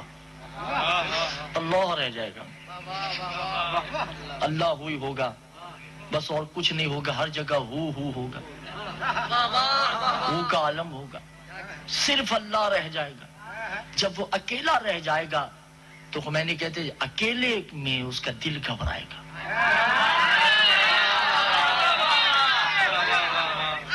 इससे नहीं पता चलता कितनी जाहिल होती है इनकी अवाम। वो कह रहा अल्लाह अकेला रह जाएगा, उसका दिल घबराएगा। अल्लाह का दिल भी है, हार्ट भी है भाई उसका, और उसका हार्ट भी वाइब्रेट होता है, धक धक धक। अब घबरा रहा है दिल, अकेला रह गया, कोई है ही नहीं बचा हुआ। और सारी जाहिला वाह वाह वाह वाह वाह वाह वाह। अरे जाहिल के बच्चे बोल क्या रहा है पहले समझो तो। ये जहालत है इन लोगों की आगे। अल्लाह का दिल घबराएगा तो फिर क्या करेगा वो? अब सुनिए, फिर दिल का दिल परेशान होगा, दिल परेशान होगा उसका। फिर वो आवाज देगा, यतारफ जुल्मत ही, कोई है जो तन्हाई में मेरा दिल बहलाए। क्या हो गया आप लोगों को दीदार मोहतरम? खुमैनी साहब ने लिखा है इनके, आवाज देगा कोई है जो मेरा दिल बहलाए। घबराहट हो रही है, ब्लड प्रेशर हाई हो रहा है, हार्ट अटैक ना आ जाए। माज़अल्लाह, ये खुदा है हमारे नज़दीक। हमारा खुदा जिस्म से पाक, जिस्मानियात से पाक, आज़ा से पाक, मादों से पाक, मटेरियल से पाक, कैफियतों से पाक, जहतों से पाक। वो है, चलता है पैरों से पाक, देखता है आंख से पाक, मदद करता है हाथ से पाक, जिस्म जिस्मानियात से पाक और मुनज़्ज़ह है हमारा परवरदिगार। ये है अहले सुन्नत का अकीदा। इतने अच्छे अकीदे को छोड़कर किन खबीसों के पीछे जा रहे हो यार? खुदा की कसम, ये अहले बैत का ये हरगिज़ अकीदे है ही नहीं। जो अहले सुन्नत का अकीदा है वही अहले बैत का अकीदा है। अब आगे सुनिए, जो तन्हाई में मेरा दिल बहलाए। उस वक्त मासूम ने कहा कि एक आवाज आएगी, अना अंतल कल्बुल हुलूब, हम है ना तेरा दिल बहलाने के लिए। तो उस वक्त अल्लाह कहेगा आईना आईना, ये आवाज कहां से आई है? अल्लाह को ही नहीं मालूम। एक आवाज आएंगी, आना आईना आईना, किधर से? किसने आवाज दिया? ये खुदा है। किसने आवाज दिया? और हमारे नजदीक रब ही की जात अज़ली और अबदी है, हमेशा से था, हमेशा हमेशा रहेगा, ना उससे पहले कोई ना उसके बाद कोई। वही अव्वल वही आखिर, वही जाहिर वही बातिन। यह है अकीदत तौहीद, जिनकी तौहीद इतनी खतरनाक, इतनी बकवास, इतनी बचकाना हो। क्या किस मुंह से बात करते क्या हक पर है यार? आवाज आएंगी और खुदा कोई नहीं मालूम। खुदा पूछ रहा है आईना आईना, कहां से आवाज आई? अब सुनिए आवाज। अल्लाह कह रहा है जिससे कोई शय पोशीदा नहीं, वो कह रहा है आवाज कहां से आ रही, ये आवाज कहां से आ रही है? काना अलीयन, मैं अली हूं। इधर से आवाज आएगी आना मोहम्मद, मैं मोहम्मद हूं। इधर से आवाज आएगी आना फातिमा, इधर से आवाज आएगी आना हसन, इधर से आवाज आएगी आना हुसैन। हम पांच है ना तेरा दिल बहलाने के लिए। उस वक्त अल्लाह जिसका चेहरा नहीं मुस्कुरा के कहेगा मैंने तो ये कहा ही नहीं कि तुम मेरा दिल बहलाओ, तुम तो मैं हूं। मैं कह रहा हूं तुम्हारे अलावा कोई है जो मेरा दिल बहलाए। तो आवाज आएगी से, पांच आवाजें आएंगी, अना अलीयुन, अना फातिमा, अना हसन, अना हुसैन। और क्या है वो? अना मोहम्मद, मैं मोहम्मद हूँ, मैं अली हूँ, मैं हसन हूँ, मैं हुसैन हूँ, मैं फातिमा हूँ। अल्लाह कहेगा मैंने तुमसे थोड़ी कहा, तुम तो मैं हूँ, मैं तो तुम हूँ। तुम और मैं कोई अलग अलग हो? कितने खुदा है? 6 खुदा है टोटल। एक परवरदिगार आलम खुदा, एक रसूल मोहम्मद सल्लल्लाहु अलैहि वसल्लम खुदा, अली खुदा, हजरत फातिमा खुदा, हसन हुसैन खुदा। 6 खुदा है। और हमारे अहले सुन्नत का कुल हुवल्लाहु अहद, हबीब कह दे अल्लाह एक है। बुनियाद यहां से शुरू होती, ला इलाहा इल्लल्लाह, नहीं कोई माबूद सिवाय एक अल्लाह। यहाँ 5-5 खुदा है। वीडियो दिखाता 5 ही नहीं है, 12-12 खुदा है और आगे। अरे बहुत कुछ खुदा है भाई। इसी पर अगर मैं तफसीरा करता तो 3 घंटे यही वीडियो में दिखा सकता था आपको कि इनके यहाँ तौहीद का क्या आलम है, कितने खुदा है इनके यहाँ पर, क्या क्या हालात है। अली खुदा से पहले भाई यहाँ तक है इनके यहाँ के वीडियो, इनके मौलवी यहाँ तक है कि भाई अली से हजरत सलमान फारसी ने अली से पूछा। इनका एक मौलवी कहता है, वो क्या नाम है उसका, जटोई करके नाम है, जाफर जटोई, वो खिताब कर रहा, पूरी जाहिल को वाह वाह वाह वाह वाह कर रही है, नारे लग रहे हैं उस पर। सलमान फारसी ने अली से पूछा कि सबसे जब खुदा था तो आप कहाँ थे? कहा हम भी खुदा में थे। खुदा हम में था, हम खुदा में थे। वो हम में रहकर हमको ढूंढ रहा था, हम उसमें रहकर उसको ढूंढ रहे थे। बस ऐसी जिंदगी गुजर रही। वो हम में रहकर हमको ढूंढता रहा, पा ना सका, हम उसमें रहकर उसको ढूंढते रहे, हम उसको पा। क्या बचकाना मजहब है यार। तो इनकी न तौहीद सही है। जब इनके नजदीक खुदा का अकीदा दुरुस्त नहीं तो बात तो फिर सहाबा और ये तो बहुत बात की बात है। चलिए वक्त हो गया, बस जो भी मैं कह सकता था इस 1.5 घंटे के वक्त में आपके सामने बातें रखी। अक्लमंद के लिए आला हज़रत फाजिल बरेलवी एक चीज़ फरमाते थे, वही जुमला कह रहा हूँ इसी पे इख्तिताम, कि अक्लमंद के लिए एक दलील काफ़ी, और हड्डर जाहिल के लिए हदीसों के और दलीलों के अंबार भी ना काफ़ी। तो अगर अल्लाह ने तौफीक दी तो ये समझने के लिए एक ही बात काफ़ी है कि ये मज़हब सच्चा, चाहे इसको आप मौलाई नाम की पैकेट में बांधो या अपने आप को हुब्बे अहले बैत के पैकेट में बांधो, दर हकीकत ये राफियत और शियात है और ये हक पर नहीं है, इनका ठिकाना जहन्नम है। अल्लाह ताला आज की इस बज़्म को कबूल फरमाए, जो भी खिताब हुआ उसको कबूल फरमाए, बोलने कहने में लर्जिश गलती हुई अपने हबीब के सदक़े में माफ़ फरमाए। वमा अलैना इल्लल बलागुल मुबीन।